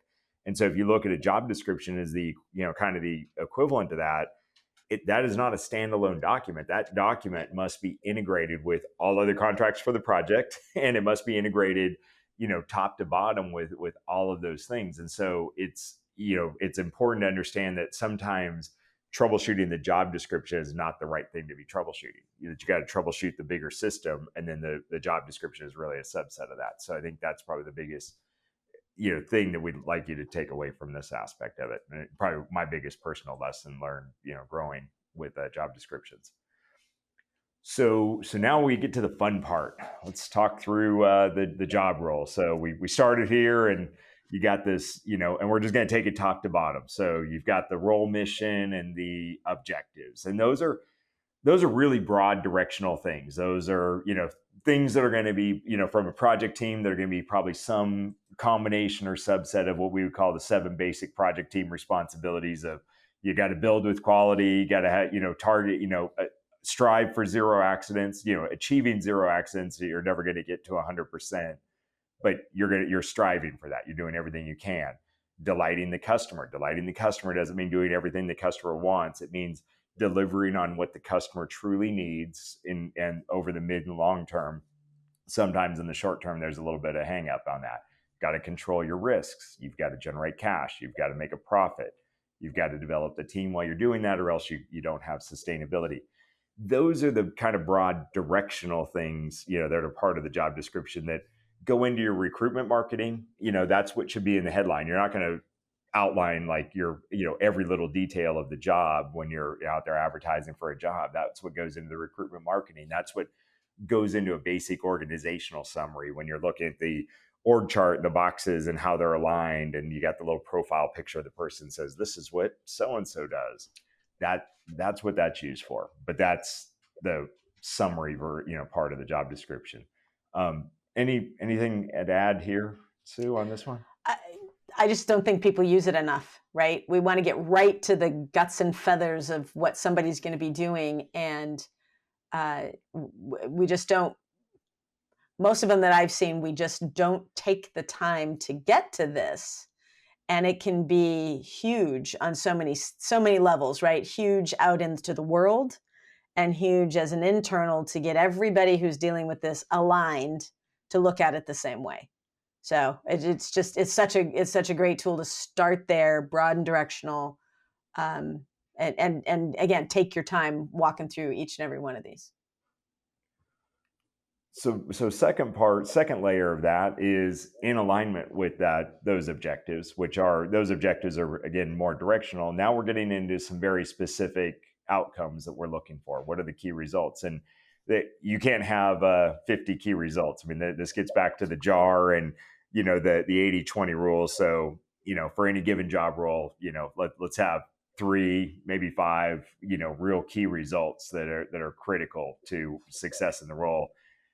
I kind of look at this, and it sounds kind of bad, but I look at it as like, what are the things that are going to get you 2 checks? Either a bonus check, because you met or exceeded those key results, or a layoff check. What are the two?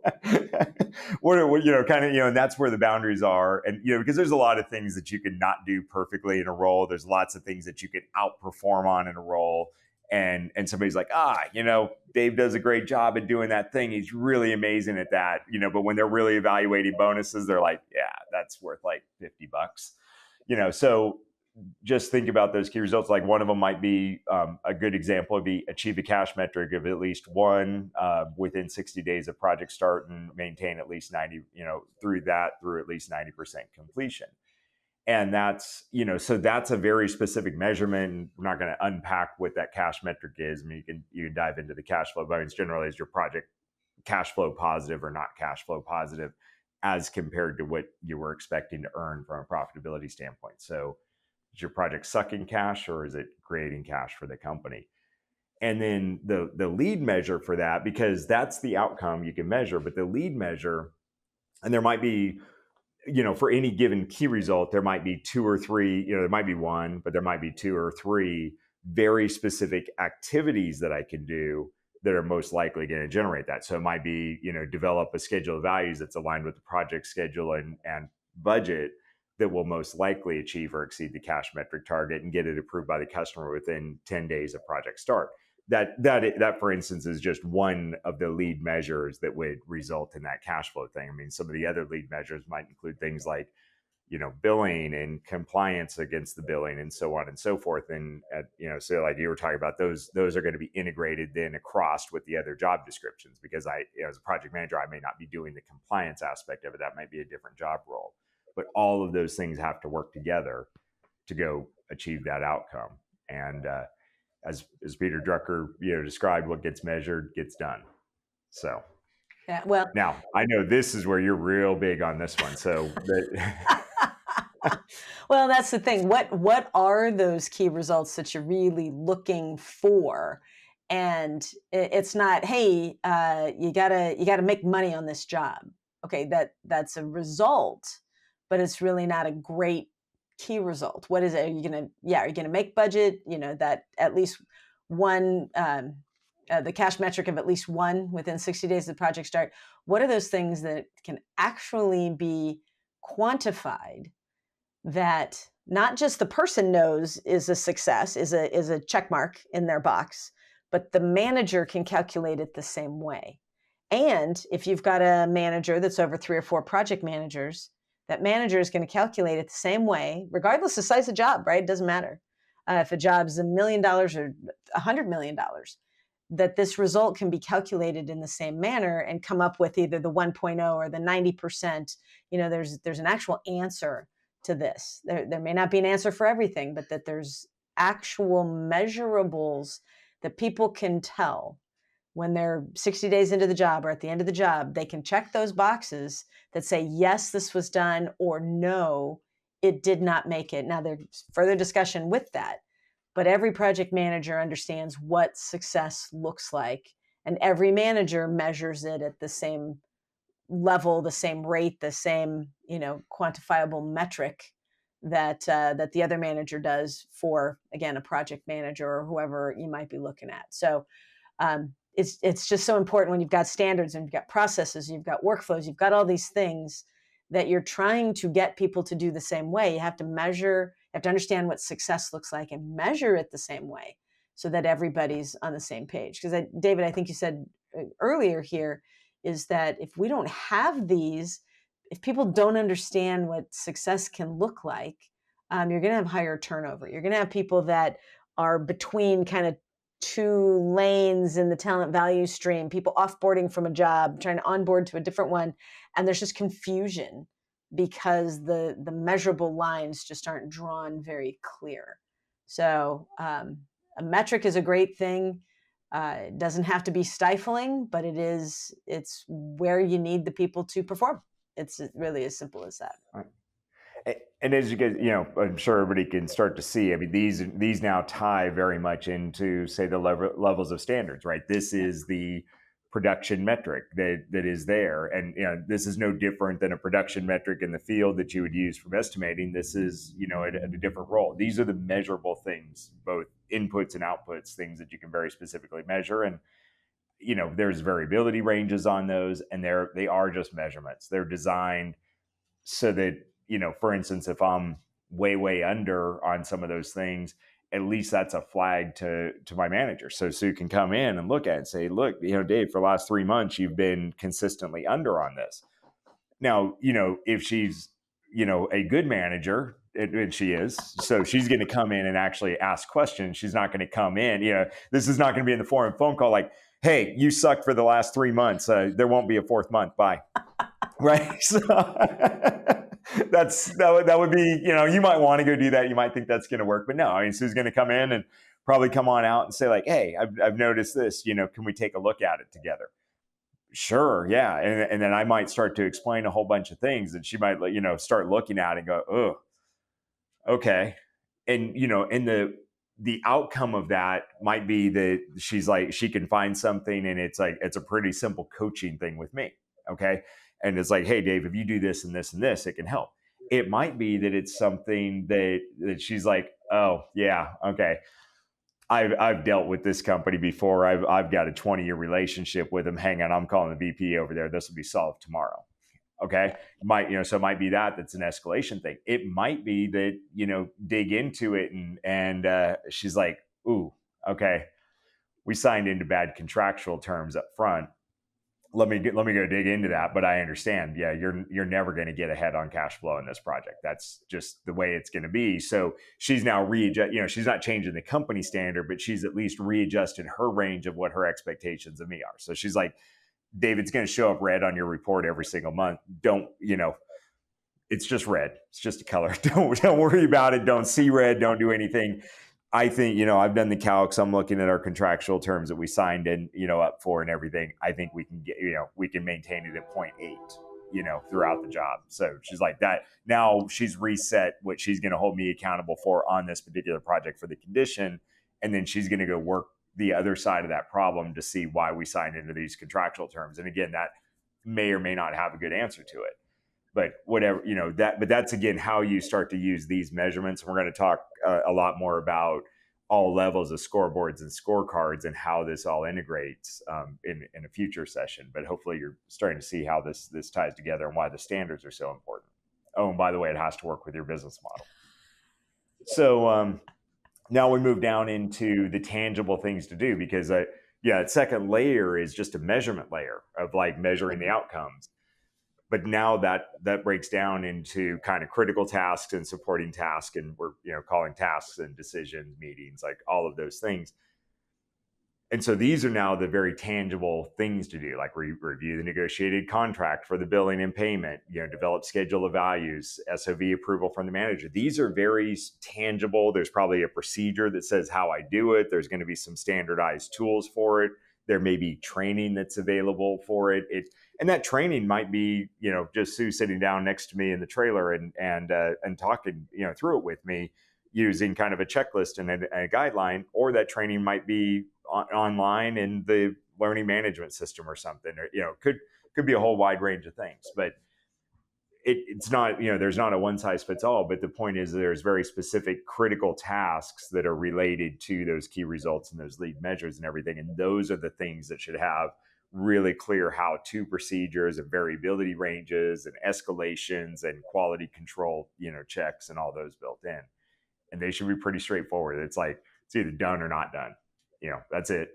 It's not done, it's incorrect, it's incomplete, or it's late. So, thoughts here, Sue, on this one. I know again that we're getting into the geek out territory. Yeah. Well, these I think are very important, right? Because just like you said, it's done correctly, it's done on time, or what is the holdup? Is it the person? Is it the job? Is it, like we were talking before, is it something more specific to the contract? Those types of things. Um, when you're going through a job role, yeah, everybody has to understand what success looks like and how to mitigate those things that are there. And the job role, my part of the job role, and if David and I are on, working through this, my part of the job role is to figure out what roadblocks I need to move for him to be able to get these things, how to move them from the red X to the green check mark, what I can do.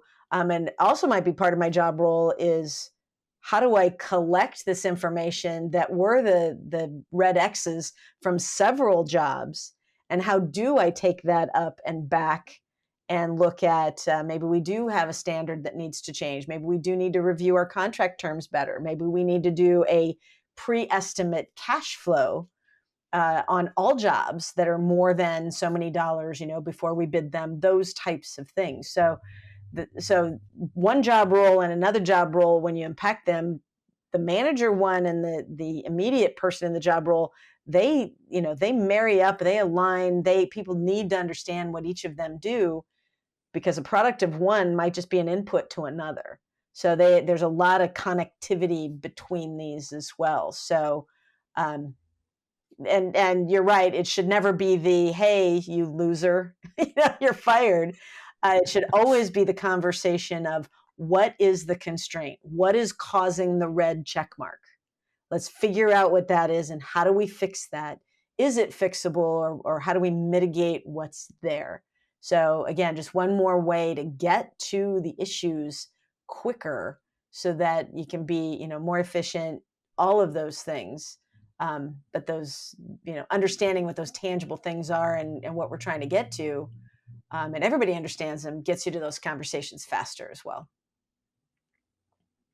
Which kind of brings us to our next critical point of how we group tasks together and kind of levels of work. So all right. So if you think about probably three broad levels, and there's more, but let's just think about three broad levels. So this foundational level, it's like doing the work and supervising the people doing the work. So think about, at the field level, foreman, craft, and, foreman, journeyman, apprentice, all that. So that level, and, you got the same blocks over in project management, same blocks over in estimating, same blocks in purchasing, same blocks in accounting.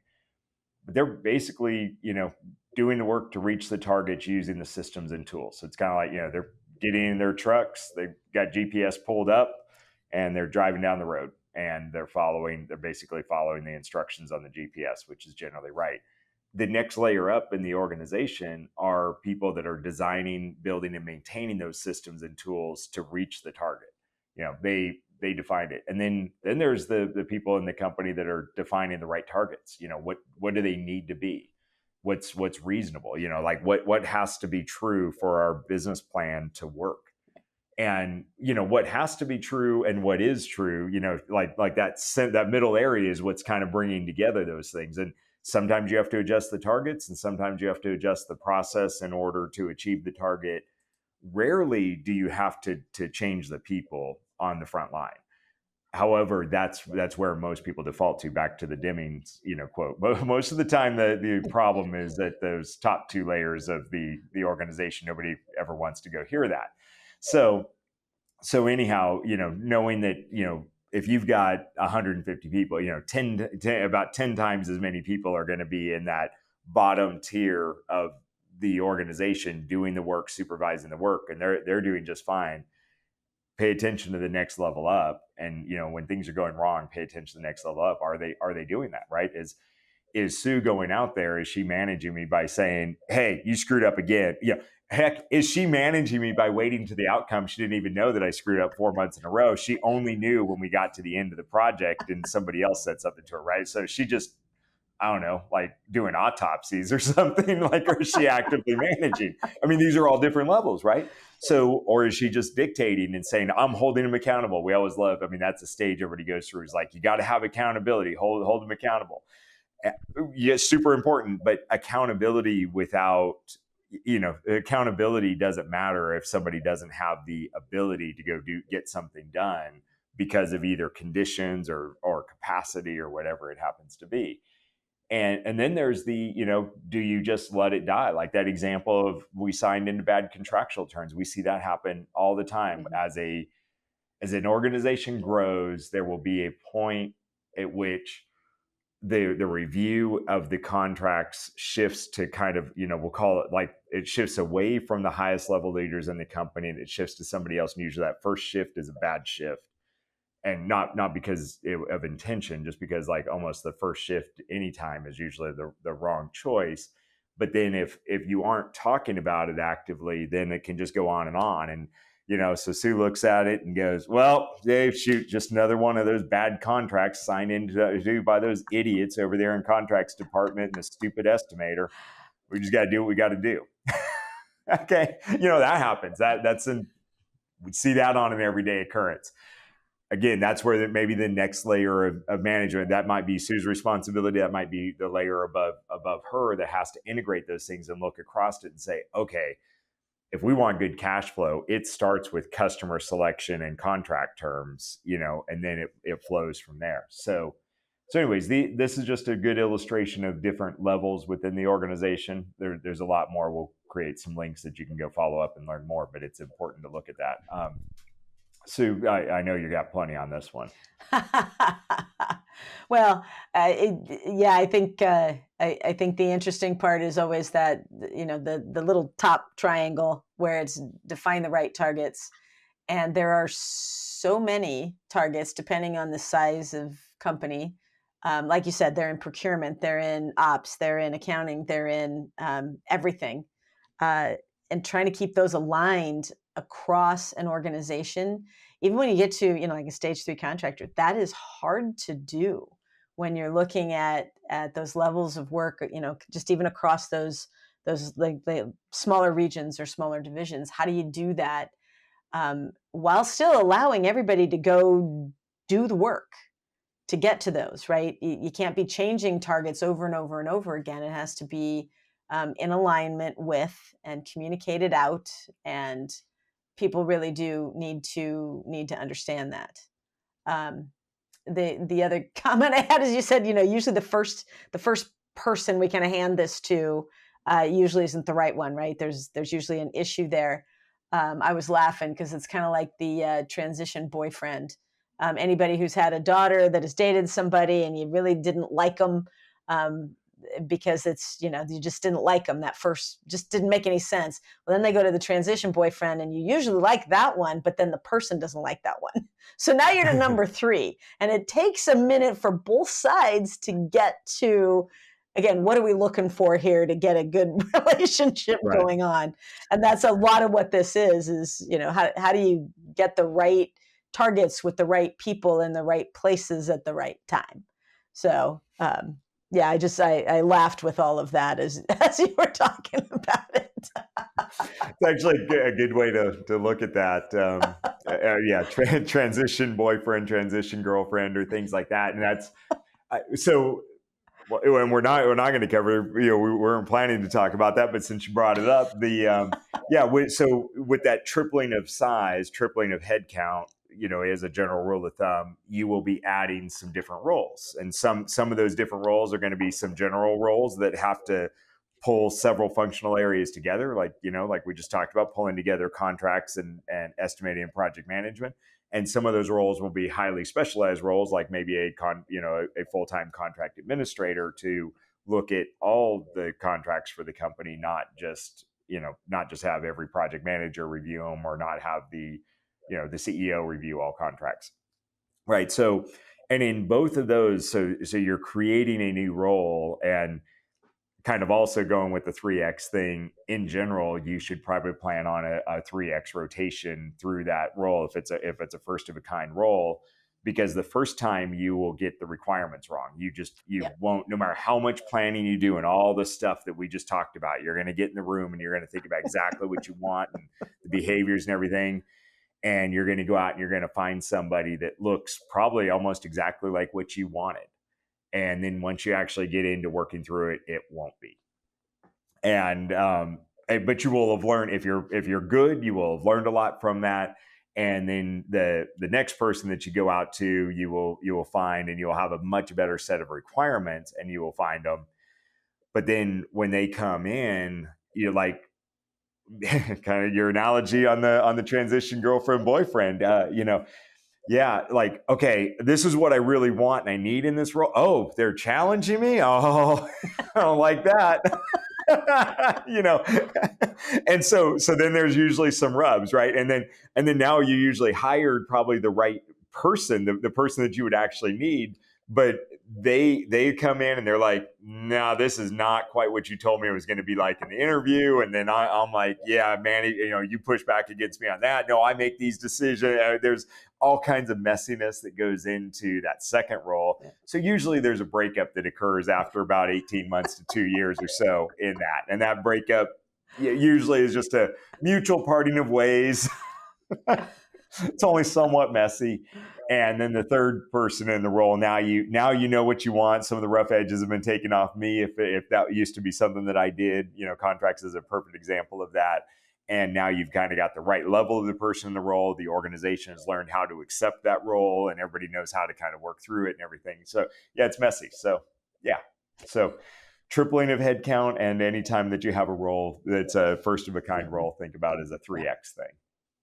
Cool. I'm glad you brought that up. I never thought about that as a transition. No.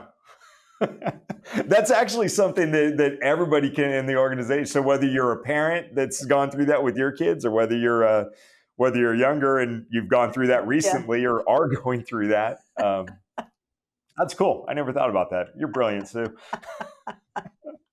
Or I just put sick things together. I'm not sure what. So now, and you brought this up multiple times, is the best way to align things is to kind of see it all together. And so that's probably where a responsibility matrix takes everything that was in a workflow, and it really lays it out. This is like more of a spreadsheet format, where it lays out those same tasks and decisions, and it lays out all the job roles that are involved. And you might look at even internal, external roles that interface a lot when you lay this out, and you are starting to really identify who's involved at which things. And usually it's more than an X that goes in there. Again, we're just simplifying this for the description. It's like a common one, as they call it, RACI matrix, like who's directly responsible for doing the task, who's accountable, the A, who gets consulted. So for instance, and you got to define, like, what are the conditions of, and when do you go to somebody else to consult with them on, should we go do this?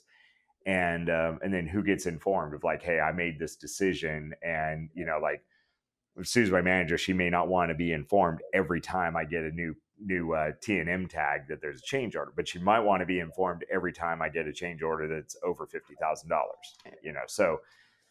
So that's, you got to figure these out, and it's always a work in progress. The responsibility matrix, much like an equipment schedule on a set of plans, is just a different way of looking at what was already laid out on, say a floor plan or something, or a site plan. It's a way of looking at it in a different way that allows you to see how all the attributes line up and what some of the commonalities are and things like that. So that's super handy. Again, more resources you can dig into, but that's just a tool that you kind of want to start to look at your job descriptions and see how they would really all line up with each other by laying them out in a responsibility matrix.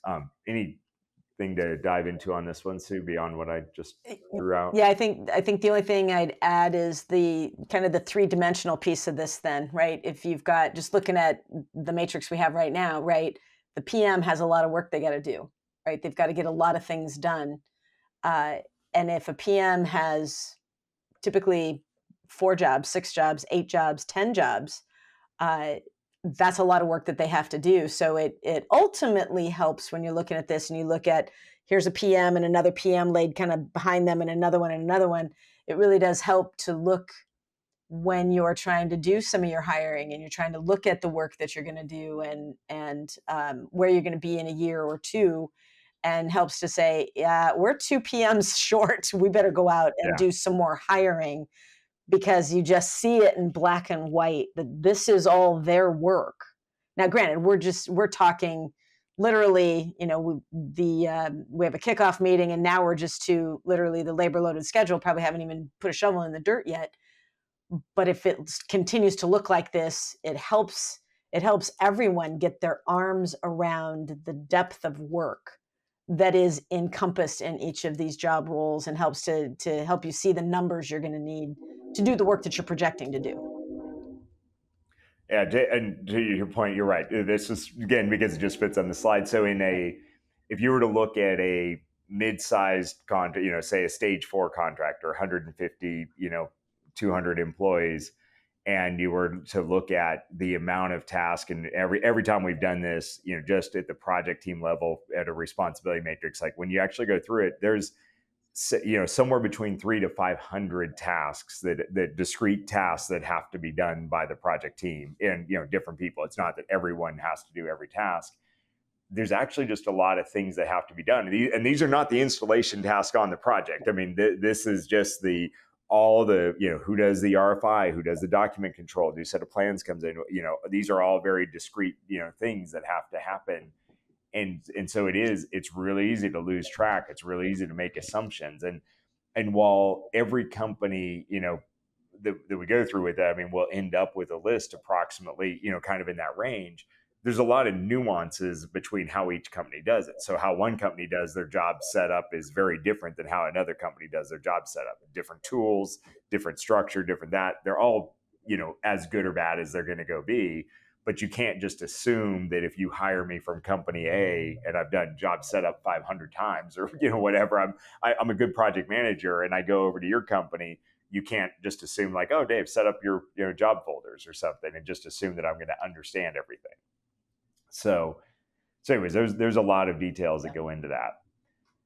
So with all this, and we're going to go into some more details. It's kind of funny. I mean, these are all just these are all the basics. I mean, eventually you have to take these, and you talked about putting time to it as well, and how does the time actually stack up, and what even some of these, what time blocks do all these happen in and synchronize?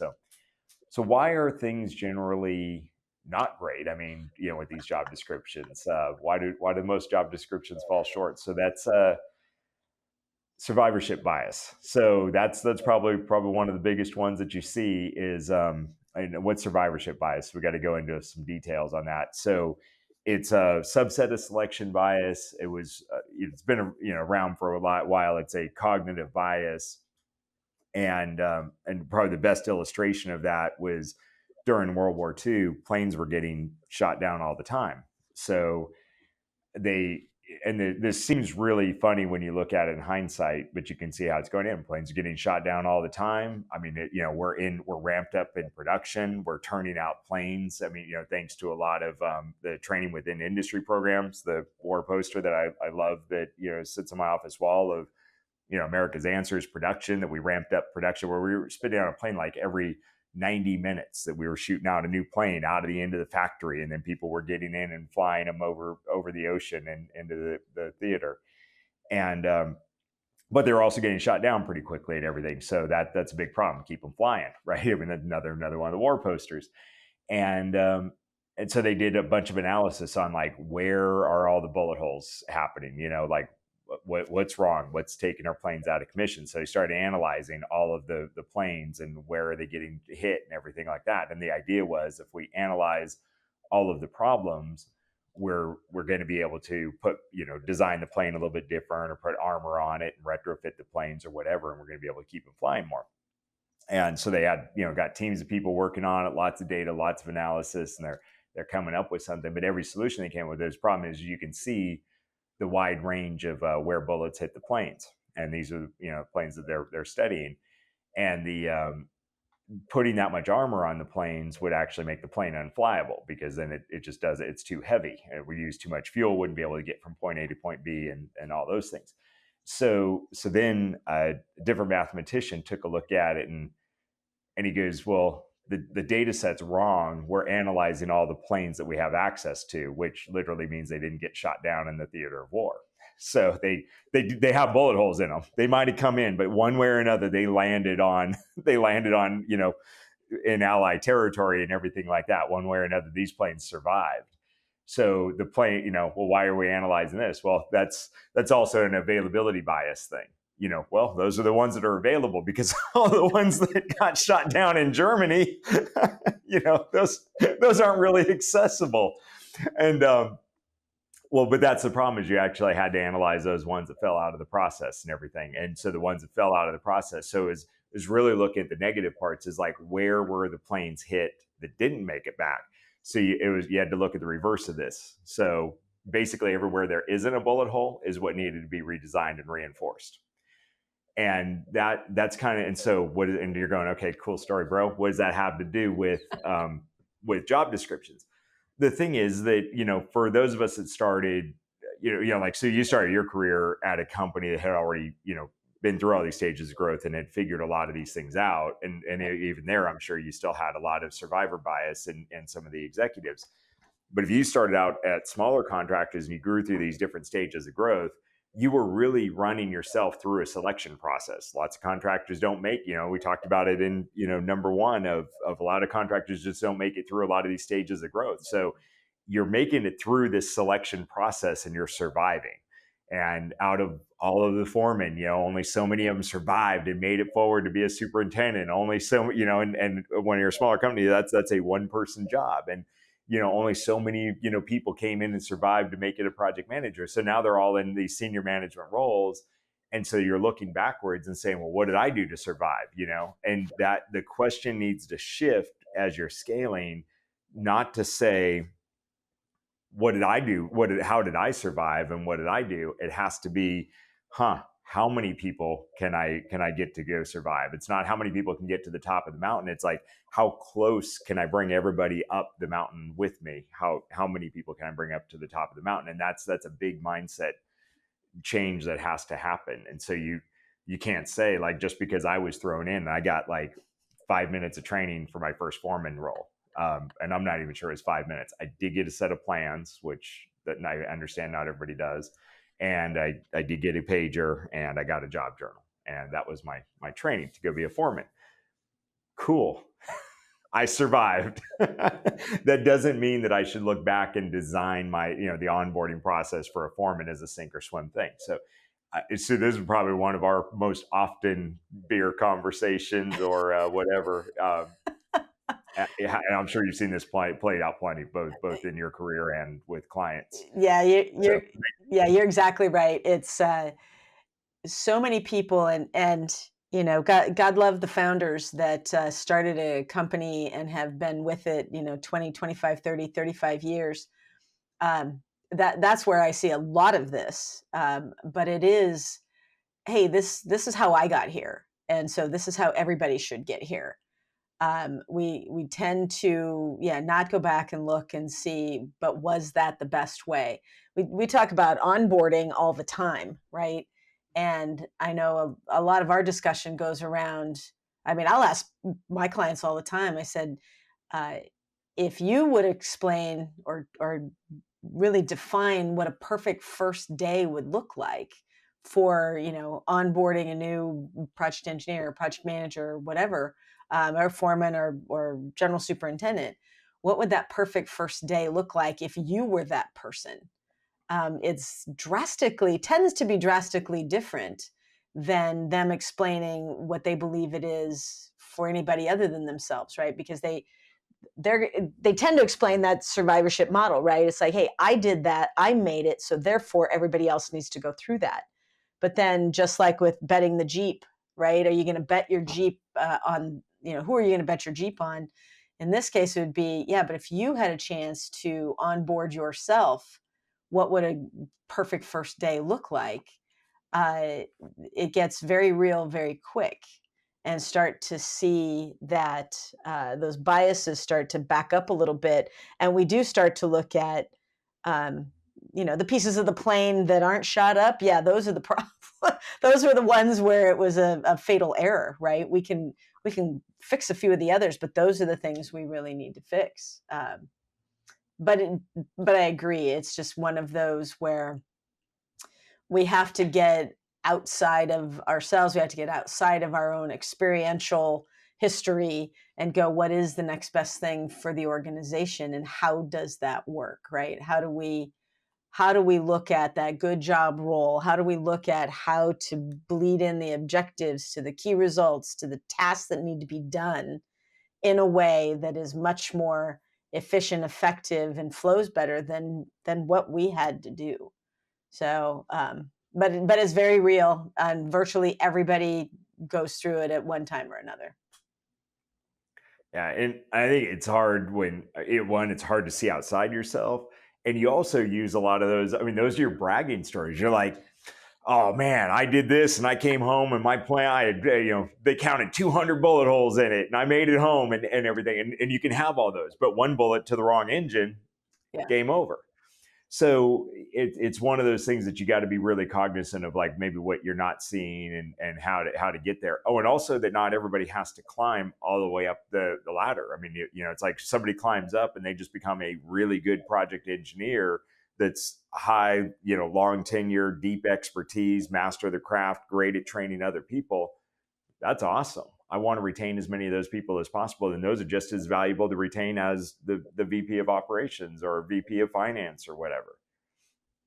So anyways, that's probably the most common reason why job descriptions fall short, because they were designed by people that had made it through the selection process and survived, rather than, and it was an unintentional selection process, not an intentional one. And most of the time they don't even realize there was one.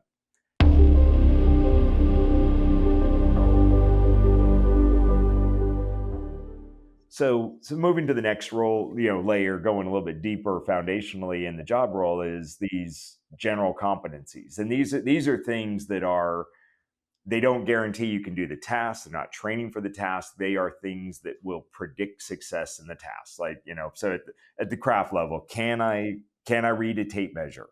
Can I do basic math? Those are some things that are basic, like, predictors of success. If I can't do basic math, and I can't read a tape measure, it doesn't matter how great, I will not be able to do a lot of the tasks that are required. I'm not going to be able to cut that 2x4 in the right spot, so to speak. So these are general competencies, but they are not the same as specific task training, and being very clear on that.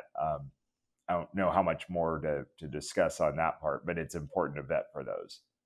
Yeah, and I would say on these is, don't be too narrow. I mean, be as specific as you can, but don't be too narrow. A lot of times, when we talk education or degrees, things like that, many times we'll come in and go, well, they've got to have, a bachelor's degree in this.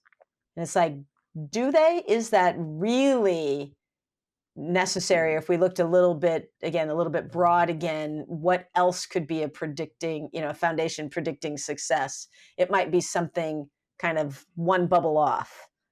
So be careful not to define it so narrow that, again, it's a selection process in and of itself, that we've eliminated people kind of back to that survivor's bias is, hey, I had this and I made it, so therefore everyone else has to have this. Right.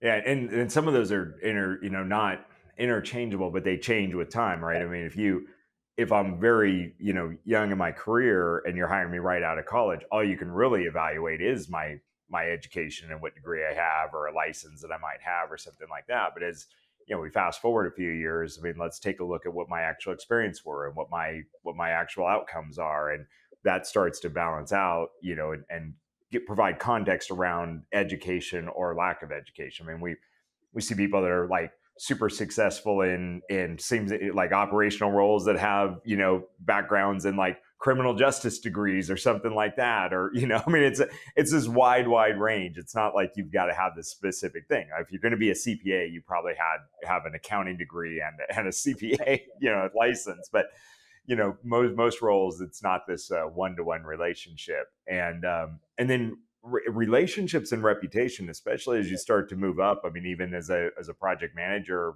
superintendent, after estimator, after the first few years of getting out there, that's a general competency that you have, is like, how many people know you? What's your general reputation like? Because really, a company's reputation is only a collection of the reputations of all the team members, and one bad apple can change a reputation.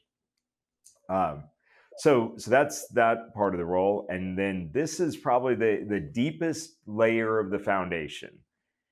And it can seem very I would say, people can probably put either a lot more value or a lot less value. And the right answer is in the middle. So there's some people that say it's all behaviors, and you go in, you have, take whatever XYZ personality, psychometric assessment and everything, and they base everything on that. That's no good.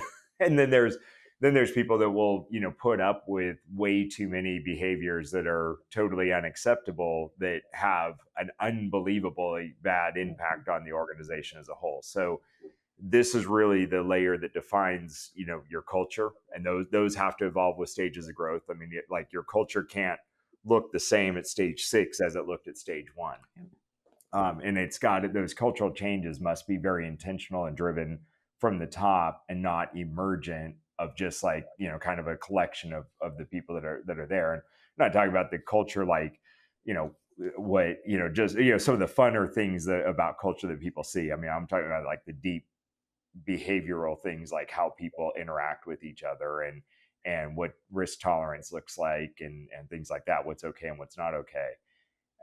Defining that the culture is defined as the behavioral norms of a group. It's defined by the worst behaviors knowingly tolerated by leadership, because that's what everybody will take as like, oh, okay, that's okay, and keep moving on. So, Sue, I know this is where you live and breathe, and we're going to talk a lot more about this next, as we talk about the, kind of this core foundation that really helps you grow and be sustainable. Anything more to add here before we dive into the next part? And I love the box in the middle of that whole, that is literally is defined by the worst behaviors knowingly tolerated by leadership. That is probably the most impactful thing. And people just don't even see it. Everybody around them sees it, but the individual doesn't necessarily see that that's what they're doing. And here's like, some of the things, so that, on the bad behavior side, it's defined by that. And there's also some good winning behaviors that are going to define by, but usually it's defined by the worst behaviors. And some things that predict sustainability in a role, there's millions of ways to be successful in a role, but there are some things that are going to, in certain roles that may be very specific, like for instance, attention to detail. I mean, there's literally people that, love, and part of their core being is that they like getting everything right, and, filling out a form and paying attention to every single detail, and they like being left alone, and their social battery gets low if they have like, one phone call a day type of thing. Cool. Okay. That's awesome. That is a really great behavior for certain job roles, like takeoff technician or something like that. And you may want to group some things around it and even select for that. And that may be, that can predict some sustainability in that role. If you have somebody in a compliance role or something like that, that can be really, really good. But if you have the role designed poorly, where you're stretching, too far outside of that, it's not going to be sustainable. If you put somebody in that role that may, like personally, I have the ability to get super OCD on some things. It's not where I could go live every single day for 8 hours a day, for long term. So it's just not, I'm not going to be sustainable in that role. I also wouldn't be sustainable in a totally, extrovert, role. And I love the people that like, they can go to this event and this event and this event. They've never met a stranger, all those things. I'm really good at that in the moment. I'm not sustainable in that role if that were my day in, day out. And that's, so that's where you kind of got to look at the behaviors. But for most of the tasks that actually have to get done, there's enough of a mix in a role where everybody can, almost everybody can get through it. And that's kind of the middle of the thing. So again, just really important to look at those things, like the hard, unacceptable ones, and the things that are absolutely required for sustainability. And then, 90% of stuff falls in the middle. But that's a hard thing to look at. So now let's go into a great example of integrated business documents from values through procedures. And I tell this whole story, Sue, like from what it is, what we've got up on the screen, how you got here, and all that. I got a million questions. Well, yeah. So I spent most of my days, 3 decades, with the Kiewit organization, and it's interesting because one, the history in the bottom left hand corner, there's that book exists, right? And I think I've read it a half a dozen times. There's a lot of times I'll go through, tab it up, and send it to others, right, to take a look at. But it's interesting. I came on shortly after Peter Kiewit actually passed away, right? And he was the one that put most of these things into place. But the culture of the organization has kind of been, well, it was built, of course, off Peter Kiewit, but continued on through the rest of leadership after he passed. And really what it was they looked at, and still do, right? Look at, okay, historically, these are the way we've done things. It's always been, we have a checklist for things, right? I'm a checklist queen. Always love having those things around because then you just don't miss things or you're continually adding to them. But we've got a checklist for things. When I was there, for the things we wanted to get done, there was a standard by which we wanted to get that work done. There were behaviors that we needed to have in order to get those things done, and those all wrapped up to the values of the organization. So you could see it in I'll just take a job that was going to be estimated.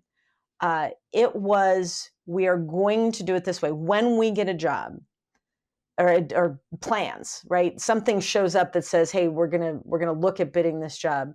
It started with what are the values of the organization. That actually rolled into the go no go list on a project, and one of the no goes at the time, at least, was we would not build anything that created or had us be a hazmat generator, right? We may have to work with that sort of substance, but we were never going to be a generator. And a lot of that was because being a generator was going to cause problems with productivity. It was going to cause problems with longevity. It was going to impact our people and our owners. It was going to do all of those things. So that was just part of the go, no go, not even because it was a bad idea profitably. It was, hey, it could actually hurt the underlying substance of the organization.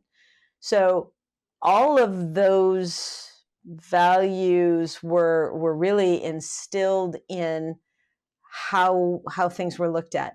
The values, it's interesting. It's been a while, so I'm not sure I'll remember all of them, but it came out as, we always laughed, it came out as PIES, right? It was PIES, because there were 4 values that went behind the organization. And really the mission of the organization was to be the best contractor on earth, not the biggest, which still very big, not the biggest, not the fastest, not the lowest, not any of those, but to be the best, right? To be asked to be a repeated contractor coming with clients, working in all sorts of areas. And the best that we looked at were values were, the P stood for people.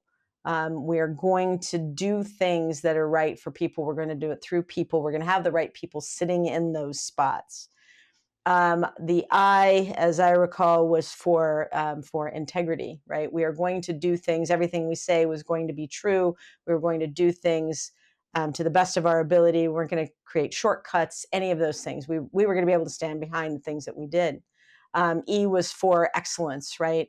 That everything, the quality of the work, the way the work was being built, continuously improving, always bringing new innovation, that there would always be excellence on stage for that. And then S was for stewardship, that we would be mindful of the rest of environment and community and the larger stage at which the organization sat. So those values really came into, you can see here that they came into everything we said.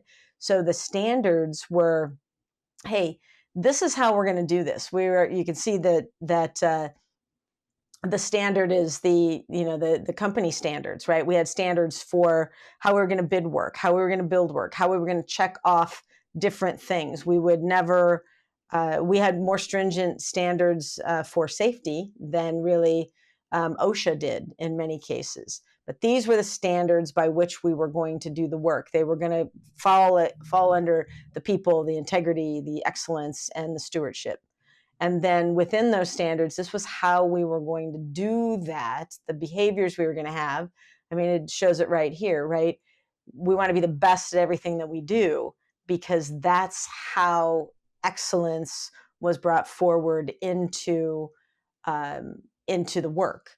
The delivering the highest value to the clients with that sense of urgency, not just the contract, but it was there some sort of a better way, faster way that would help the client to see, to realize their project in that urgent manner.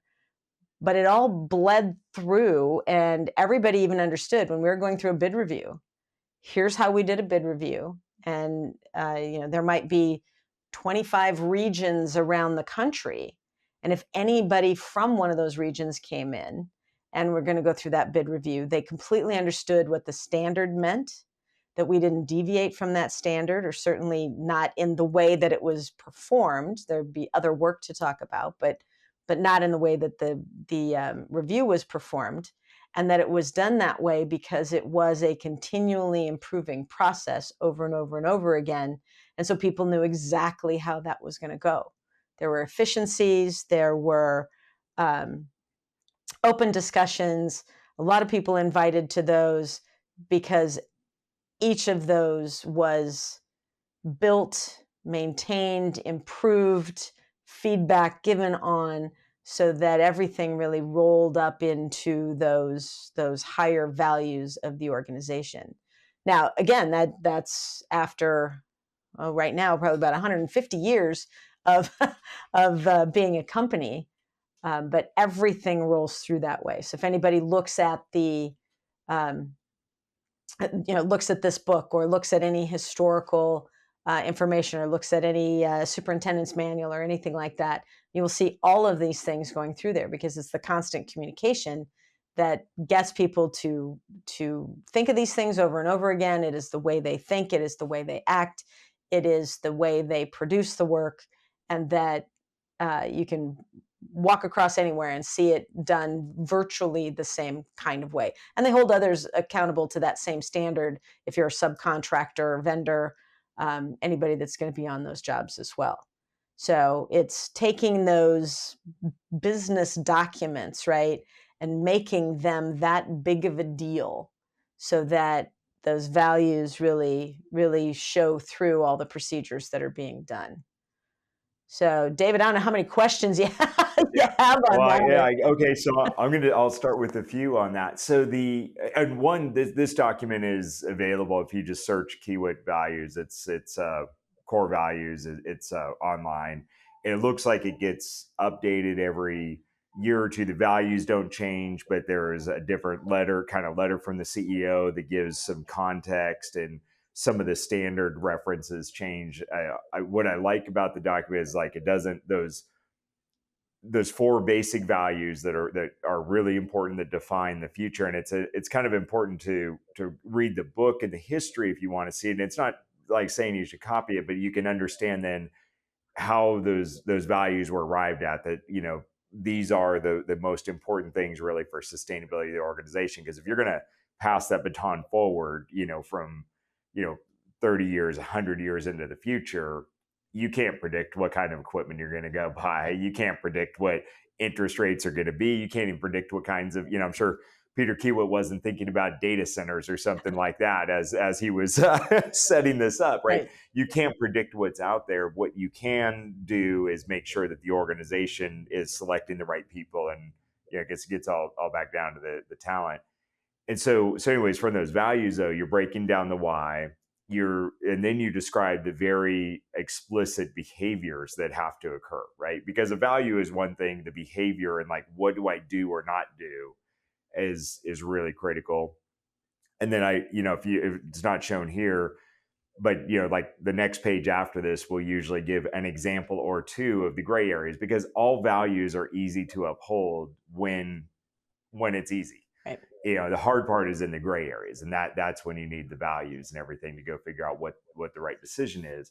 And then what's not available, but they're linked in this document. Like all of those links resolve to, I think some like Kiewit standards portal or something. What is that? My guess it's different from since you retired, but what was that? Was that like an online web thing, or what was it? Well, when I retired, we didn't have a lot of that online, but for internally, it was, again, these are just the things that we're going to do. We are going to have our standards are we're going to have a schedule. We're going to have a safety program. We're going to have these are the things that are going to be standard on every single job. These and it's not published on the outside, but these are the checklists we're going to use to make sure that things are done repeatably over and over and over again. So there's the internal versus, and I have not looked at this one, so I couldn't tell you what's out there. But where were all those documents stored? I mean, how was that? I mean, you had employees all over the world. So where were, that's usually a question that we run into with a lot of our clients. Like, where do you store all of those kind of procedural documents? And it's usually right as you start to get into stage 6, like everybody's got kind of the concept of it, but then once you get into stage 6 or so, then it's like, you really start to go like, okay, no, this is hard. How do we consolidate where all these things are? Where was that when you left? Yeah. And so, of course, we had decided at that time that there were going to be, I'll call it a department that was going to own certain standards, right? So if it had anything to do with estimating, even though it was going to be housed on the corporate server, anything that was going to be changed would go back through the subject matter expert, back through the directly responsible individual, the head of Kiewit estimating for the company. Everything would go back to them for revision. They would be the ones that would approve anything that came back out. But it was all stored in the same spot. It was all accessible in the same spot. It was on, an internal, you go to the Kiewit intranet and you could get to all of that. And everything very big on revision dates, revision numbers, things like that. And then the communication when things changed. But it was housed together, but the management, depending on the subject matter, was in different areas of the organization, right? The CFO was more responsible for a lot of the financial stuff. If things were going to change, if a standard was going to change somehow, the VP of estimating over that department was responsible for keeping track of the checklists and the review process for estimating. If we had a division that was mostly bridges, dams, roadways, they may be, again, the subject matter experts of those particular processes or standards that we were using in that particular area. And then when the leaders, big managers of the company got together, they would talk about those things that needed to change, and it would come through, ultimately through a very specific funnel to get those things changed. But use subject matter experts a lot, because that was the only way you're going to be able to do it when you've got, 25, 30,000 people. Right. Yeah. So it's a struggle to go through. To me, a perfect example of, just like pin together all the, integrated business documents, from the highest level of like your foundation of values all the way down to your standards and checklist of how you do it. So good example. Again, not every company needs to get there or should get there, but that's kind of your direction to aspire to. It's like the equivalent of zero accidents type of thing. Right. So now let's talk about building the org chart from the front line up. So when you create a job description, and not saying this is easy, because there will be a wide range in this. But it's never going to get easier than designing a job description for a frontline person. So I'm going to, I'll just pick a craftsperson as an example, just because there's going to be the most of those in any given construction company, right? So that's frontline role. and whatever it is, mason, carpenter, whatever it is, you would think that it's pretty easy to find that job role. I can tell you from experience, it's easy to come up with a list of everything they do. It's hard to get to like, okay, well, what are the actual production standards, and what's this and what's this and what, they're really wide variation. So let's say that that's as easy as it gets, and everything else is progressively harder from that level up. So this is a list of questions probably just to think about, of going, okay, I've got a craftsperson, and this could be anything. Just substitute. I've got a frontline person. Now I'm going to put a manager in, and so just answering these basic questions. And this isn't a holistic list of questions, but if you can answer these 9 or 10 questions, you've done a great job of building the job description. Okay.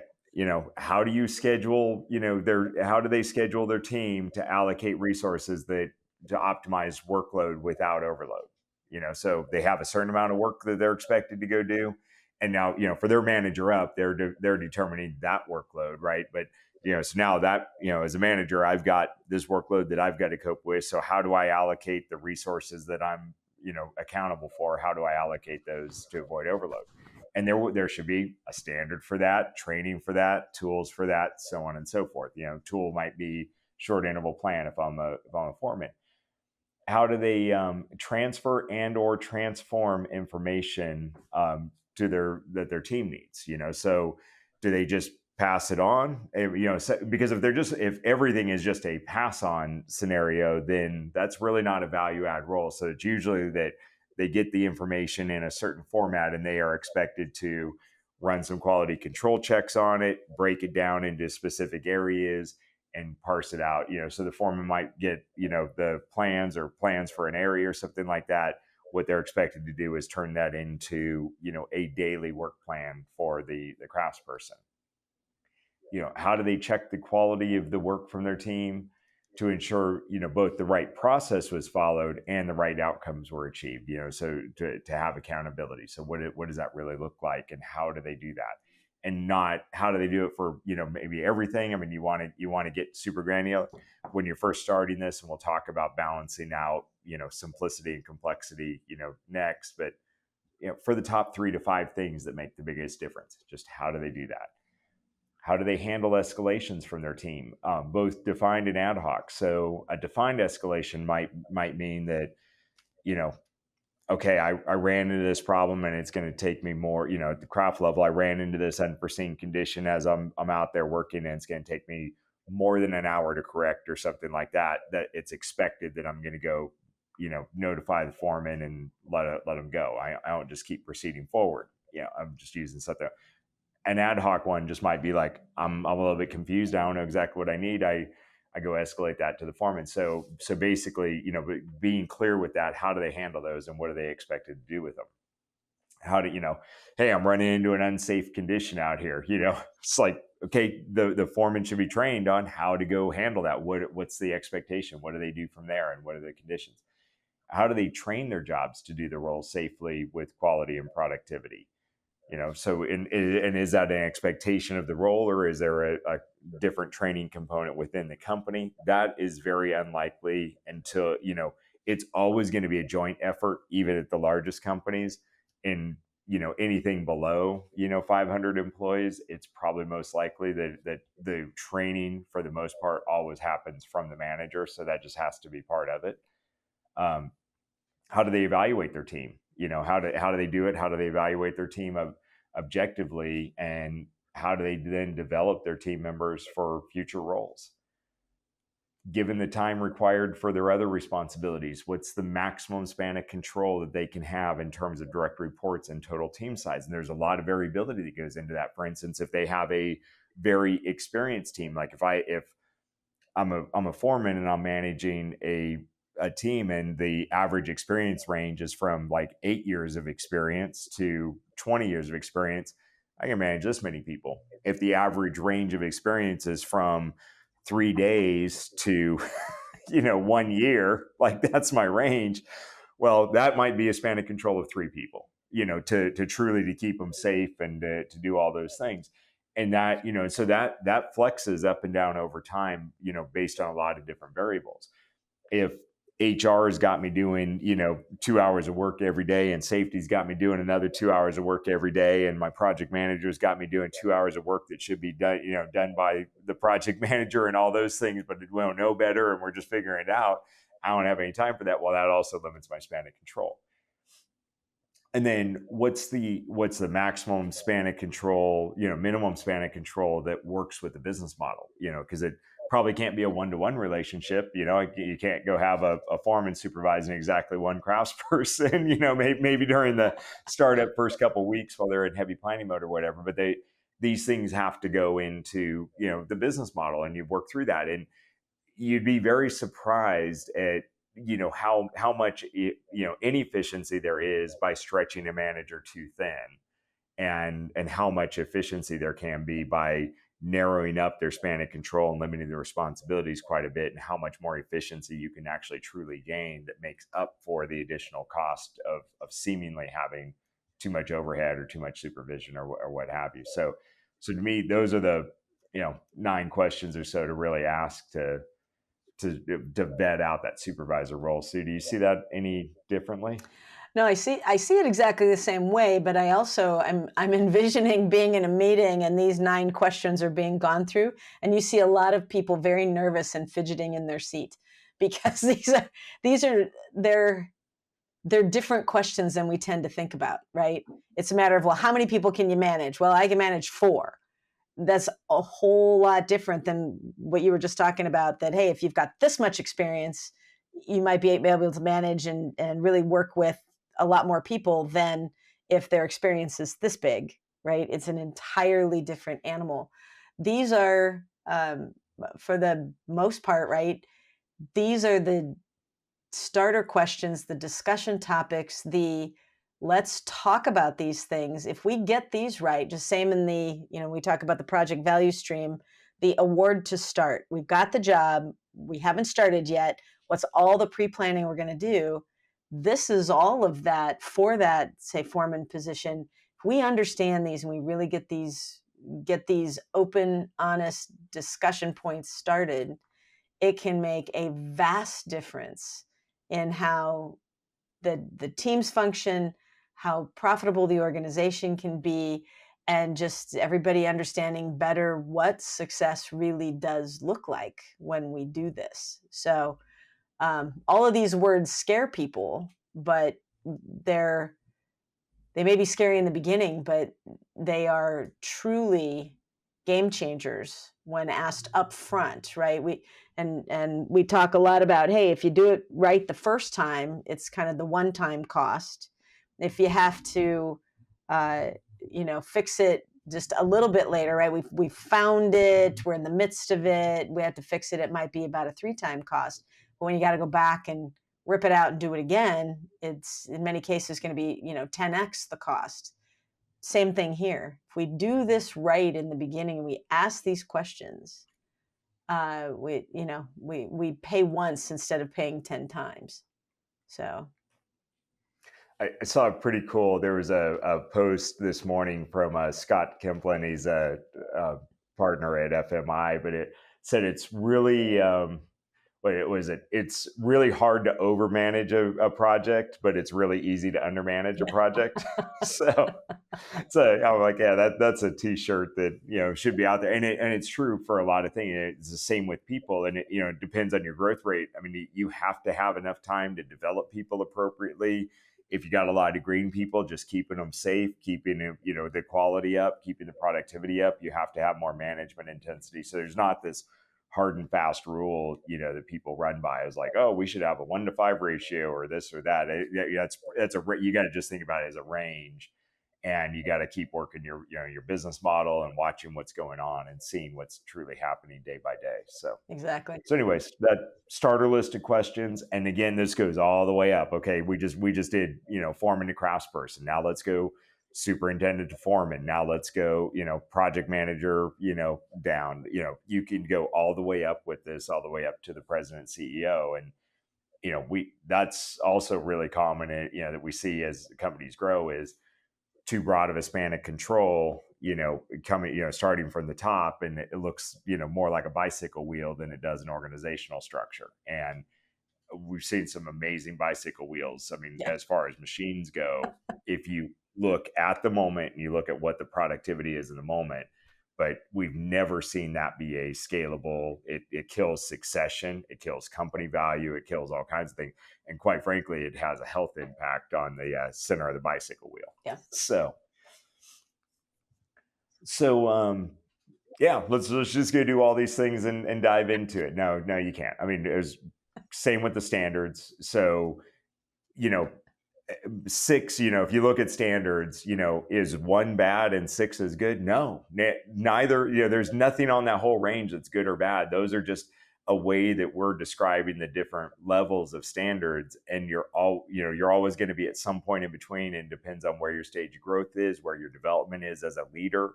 Quite honestly, it's like a newer leader, maybe a phenomenal leader, may have all the aptitude in the world, but the best they can get to is a thumbs up, thumbs down on something.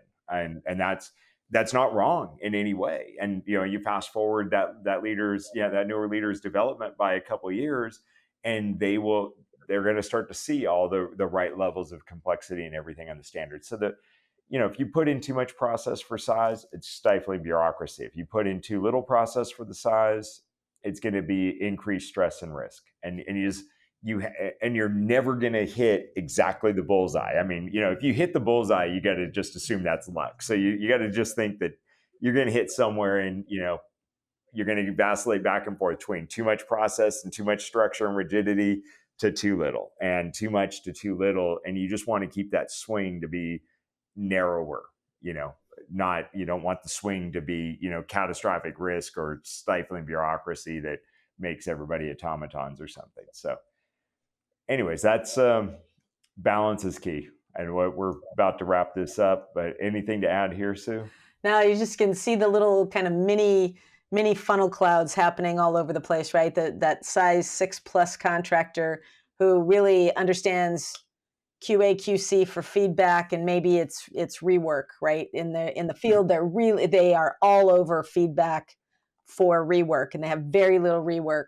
But when they go into their org chart, again, they're down to kind of the second level, maybe because they just haven't worked with it enough.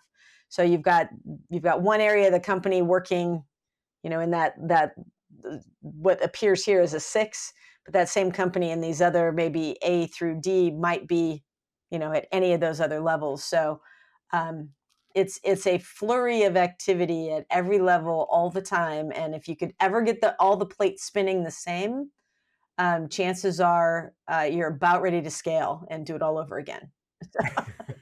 Yeah, true. And that's the progression. And I mean, go back to any of the prior discussions on that. Yes, you're right. As soon as most of the plates are spinning and you're looking around, enjoy that moment, because it is literally a moment. It will be a day. It might be a week, but that's it. It's like you don't get to enjoy it for that long. It will end just like every good series on TV. That's right. But so to keep it simple, I mean, just if you're starting a place, a simple org chart. Try and get an org chart down that's got fewer dash lines on it. That's all. Doesn't have to be perfect. Doesn't have to be fancy. The job roles, start with just the basic objectives. I mean, if you can get it down into 3 sentences that describe that job role and that you'd be happy or sad with, great. Get just a couple key results for each one that fit into the business. Okay, cool. As an estimator, you've got to go do, X amount of productivity, per 40 hours or whatever. Simple responsibility matrix. We said that every project, team ends up in somewhere in the 300 to 500, task range. We also start in the 30 task range, and it's pretty straightforward. It's like group some things together, get from A to Z, and then pick out your top 5 that most are going to have the most impact on it. It's really easy to go identify those with the team and get them together, and then work develop your procedures, your tools, your checklist, all those things. Rinse and repeat. Just keep moving on. So start simple and build from there. And if the team seems to get a little bit wobbly and things seem complex, just go back to the beginning and start over at the beginning. So let's talk about standard work and quality control, and even down to standards within, at the field level. And so this is just an excerpt from a short video from friend of ours, Jason Schroeder. He wrote that Elevating Construction Superintendents book. Excellent book. Got to, we'll put the resource link for that in there. And he's out on a site visit with a civil contractor, Petticoat Schmidt, and they've got, for the common work that they do, there's a lot of things we do are highly repetitive. They've got standard installation details. They've got pictures of like what it looks like and, step by step how to do it. You're not trying to train somebody to be the craftsman. You're trying to say, if you have these general, capabilities and skills that you were taught, this is what it should look like, when you're done, per our standards as a company. It's meeting the code, it's meeting the specs of the project, but here's our standards, so like you talked about, your safety standards exceeded a lot of other ones. And so that's not micromanaging. That is enabling people to really grow because they know clearly what's expected. They know how to go do it. What you're going to be inspecting to, what you're training to. So every company will eventually get to this point in time at a certain size. So anyways, and it's really not that hard to start, again, start small. You could start this at probably a stage 3 of a contractor and start to say, what are the 3 or 4 most important tasks that I do in the field that are highly repetitive, and we can just standardize on those. Take some pictures of them, 8 pictures on a little storyboard, you got on 11 by 17 will go, a long ways. What's the safety equipment that I need? What are the tools that I need? What's the standard material? What are my basic production metrics? Do I need to get 5 of these a day, 8 of them a day? What do I need? So anything to dive into here, Sue? This is just a quick example. No, it's just the repetitiveness of it. And again, meeting yourself where you are, right? When you're ready for these, just start with one. Just start in one spot. That's all you got to do. All right. So getting get down to this part, synthesizing information versus synthesized information. So the thing that we're asked a lot is, hey, you guys are experts. I kind of hate that term expert, but whatever. We'll wear that for now. So let's say that we've seen a lot of things, we've done a lot of things, we've made a lot of mistakes. That makes us experts. And they're like, can't we just, kind of do not, kind of like Monopoly? Can we just skip around the board and, go ahead and collect our money and everything? I mean, like, just give me the job description for that, superintendent or this or controller or whatever it is. You guys have seen hundreds of it. Yes, that is true. We have. And there are a lot of common elements and all those things. And that is what we would call synthesized information. And there is a lot of value to that document that's all done that says, this is exactly what we're expecting out of this particular role, call it a project manager. And the key results and the lead measures and the task and the behaviors and all those things, there's a lot of value in that codified document. But there's 10 times as much value in the team working together to look at the whole organization and really synthesize down to that clarity of information. And that's oftentimes what's overlooked because the job description itself is the visible outcome. All the work that goes into creating it is huge. And the work that goes into creating it's with the whole other set of documents that go into that, from, what's the workflow to the organizational structure to what are the performance standards for the work and the responsibility matrix and the interview guides and all the way through to compensation being tied, back to the job description and doing it. So you're the one that brought this up for like how to make toast. I love this. You want to dive into this a little bit? Yeah, it's always funny to me, right? When we're trying to get to an answer, and just like you said, right? Hey, can't we just look it up and pick somebody else's? And I think I mentioned it before that people want a best practice. And so it's a matter of, hey, what's the best practice for this? For a job description or for, building a fence. And it's like the best practice is whatever you're going to follow. So in this case, I talk to clients all the time about the fact of, hey, let's talk about the alignment of thought that we have. And so we'll go down the road of, how do you make toast? So the question is always kind of posed to them, how do you make toast? And everybody has a pack of sticky notes. I love myself a pack of colored sticky notes. Everybody takes a pack of sticky notes and writes out one step per sticky note for how they would make toast. When you ask people to explain that, if you have 15 people in the room, you're literally going to get 15 different versions of that, right? Because everybody's doing it their own way. They haven't really looked at it.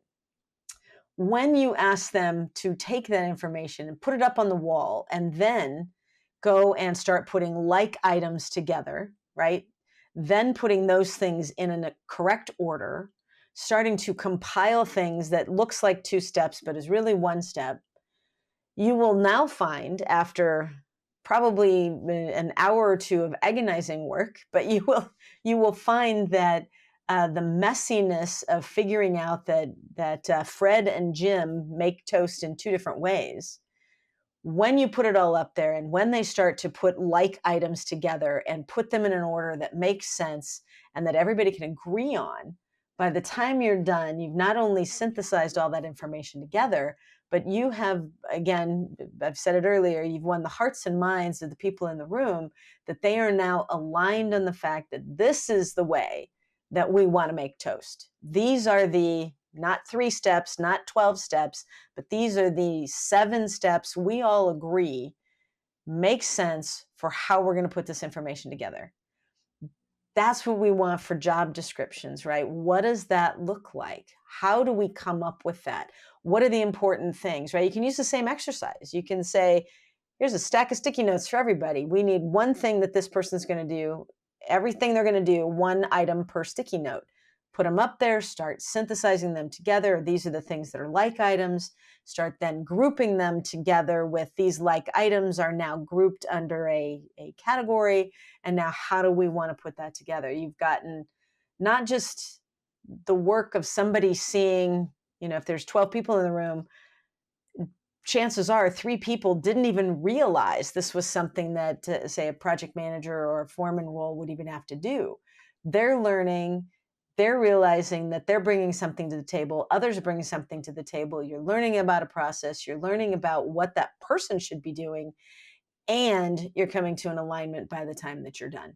So it's a very interesting video. If you just, go in and type it into a browser, it'll come up. And it's very interesting to watch on how many ways there are to do things and how it takes really the thought of everybody to get to something that everybody can agree upon. And again, I think, David, when you talk about it, synthesizing information is that. Synthesized is going and saying, somebody give me a job description because somebody else has done some background work. Here's the toast that you don't know. Yes, it's toast. It's toast. Right. Yeah. It's funny. Like unpacking a few things, like if you had, I don't know how your kids do figuring out how to go make toast, but I mean, like when you watch a kid first learn how to go make toast, there's actually, like, you realize how much goes into it. And that's what he does a great job in that video of explaining. And it makes you realize like how many little nuances go into the task. Like when we talk about a job description, you can put together whatever you want for the job description, but you've got to make sure you're training people to do those tasks and things like that. And right. And the training within industry program, which gets back into World War II, kind of the foundation of lean principles and a lot of those things was that, when you do the breakdown of the task, they called it like, here's all the steps, which is one part, but then they had another part of it which is like, what are the knack, I think they called it like knacks and tricks, tips and feels or something like that. Yeah. And so like making toast, for instance, I mean, is really hard to spread the butter. Like I had breakfast the other morning, they just brought me the toast, right? It's all done. It was all dyou for me. It was synthesized information. That's what I wanted. That's what I'm paying for. I know how to make toast. So there's not a lot of value in me, redoing that. But when you actually think about it, it's really hard. Okay, I got butter. Like I want to butter my toast and everything. And that butter was hard. I just got out of the refrigerator, but not all households keep their butter in the refrigerator. Some keep it out. So it's a room temperature. It's a lot different how you spread it at room temperature than if you took it out of the refrigerator. And so, okay, if I'm going to go make toast, maybe I should go take the butter out of the refrigerator first, and then I take a shower, and then I come out and I make my toast and I go to spread it. And how do you spread, very cold butter on the toast, and you kind of scrape it by a little. I'm joking, but those are the little details that if you sit down and you watch somebody work, and you're doing a work observation, somebody new that's in a role and doing a task for the first time, those are the things that end up wasting, and a task will literally take 3, 5, 10 times longer than it should. And a lot of it is because they don't know those little details. That's the role of the manager and the value of being right there. That is what they train. So if you want to go back and look at history, and say like that was done well and there's no need to change it, the training within industry program addressed all of that. The very first module, the job instruction program, again, back to the poster behind me of America's Answer Was Production. What they did was they trained 1.8 million supervisors how to go through there and develop people that had literally never been in the workforce before, because the workforce was totally gutted. We not only needed to ramp up production, but we pulled every military age male and specialist out of the workforce, which at that time was the workforce. And so then you had to bring a whole bunch of new people into the workforce that had never been in the workforce before. And you had to train. And the best way to go do that and keep them safe and keep production and quality high is to go through there and train the supervisors on how to really break down how to make toast. Yep. And anyways, there's so much there. And again, we'll also put links to that in there, but it's back to the value of synthesizing information is a lot more important than synthesized information. So that's, that brings us to the end. So coming up next, we're going to hit two things. Coming up next is going to be levels of strategy. So we're going to talk through strategy from the highest level, kind of at the company level, to the market level of where are we going to play, what markets are we going to be in, what won't we be in, talk about operational strategy and organizational development strategies. And then, and how that all has to integrate together to, within the organization. Again, this looks very different at each stage of growth. Stage 1, your strategy is I'd like to survive to get to stage 2. That's your strategy. The end. That's and then the next thing coming up after that will be talking about scoreboard and scorecard basics. We've kind of introduced the high level scoreboard for a contractor before, of looking at customer satisfaction to profitability to cash flow to growth and safety and succession, and we've kind of looked at all those. Now it's unpacking those to a lot more levels of detail and everything. And we just touched on that here with the key results and the lead measures and making it measurable. So that's what we've got next. And anything you want to add to this one? And before we say goodbye, move on? No, I think just get excited. Lots more to come. Very cool. Well, that's it. Another one down, Sue. Thank you guys. And again, if you need anything, contact information's here. We'll say, slides, more details, anything like that. We always love to talk. It's great. Talk to you guys soon. Bye. Bye. Building projects requires technical expertise and resources. Building a construction business is about developing and aligning those capabilities with customers. We exist to help contractors build stronger businesses for the next generation. From startup to sustainability, contractors grow through 6 distinct stages. Each stage of growth requires a different leadership focus, strategies, systems, and structure. Our goal is to broadly share information that helps contractors navigate each stage. Any resources discussed are available on our website at dbmteam.com.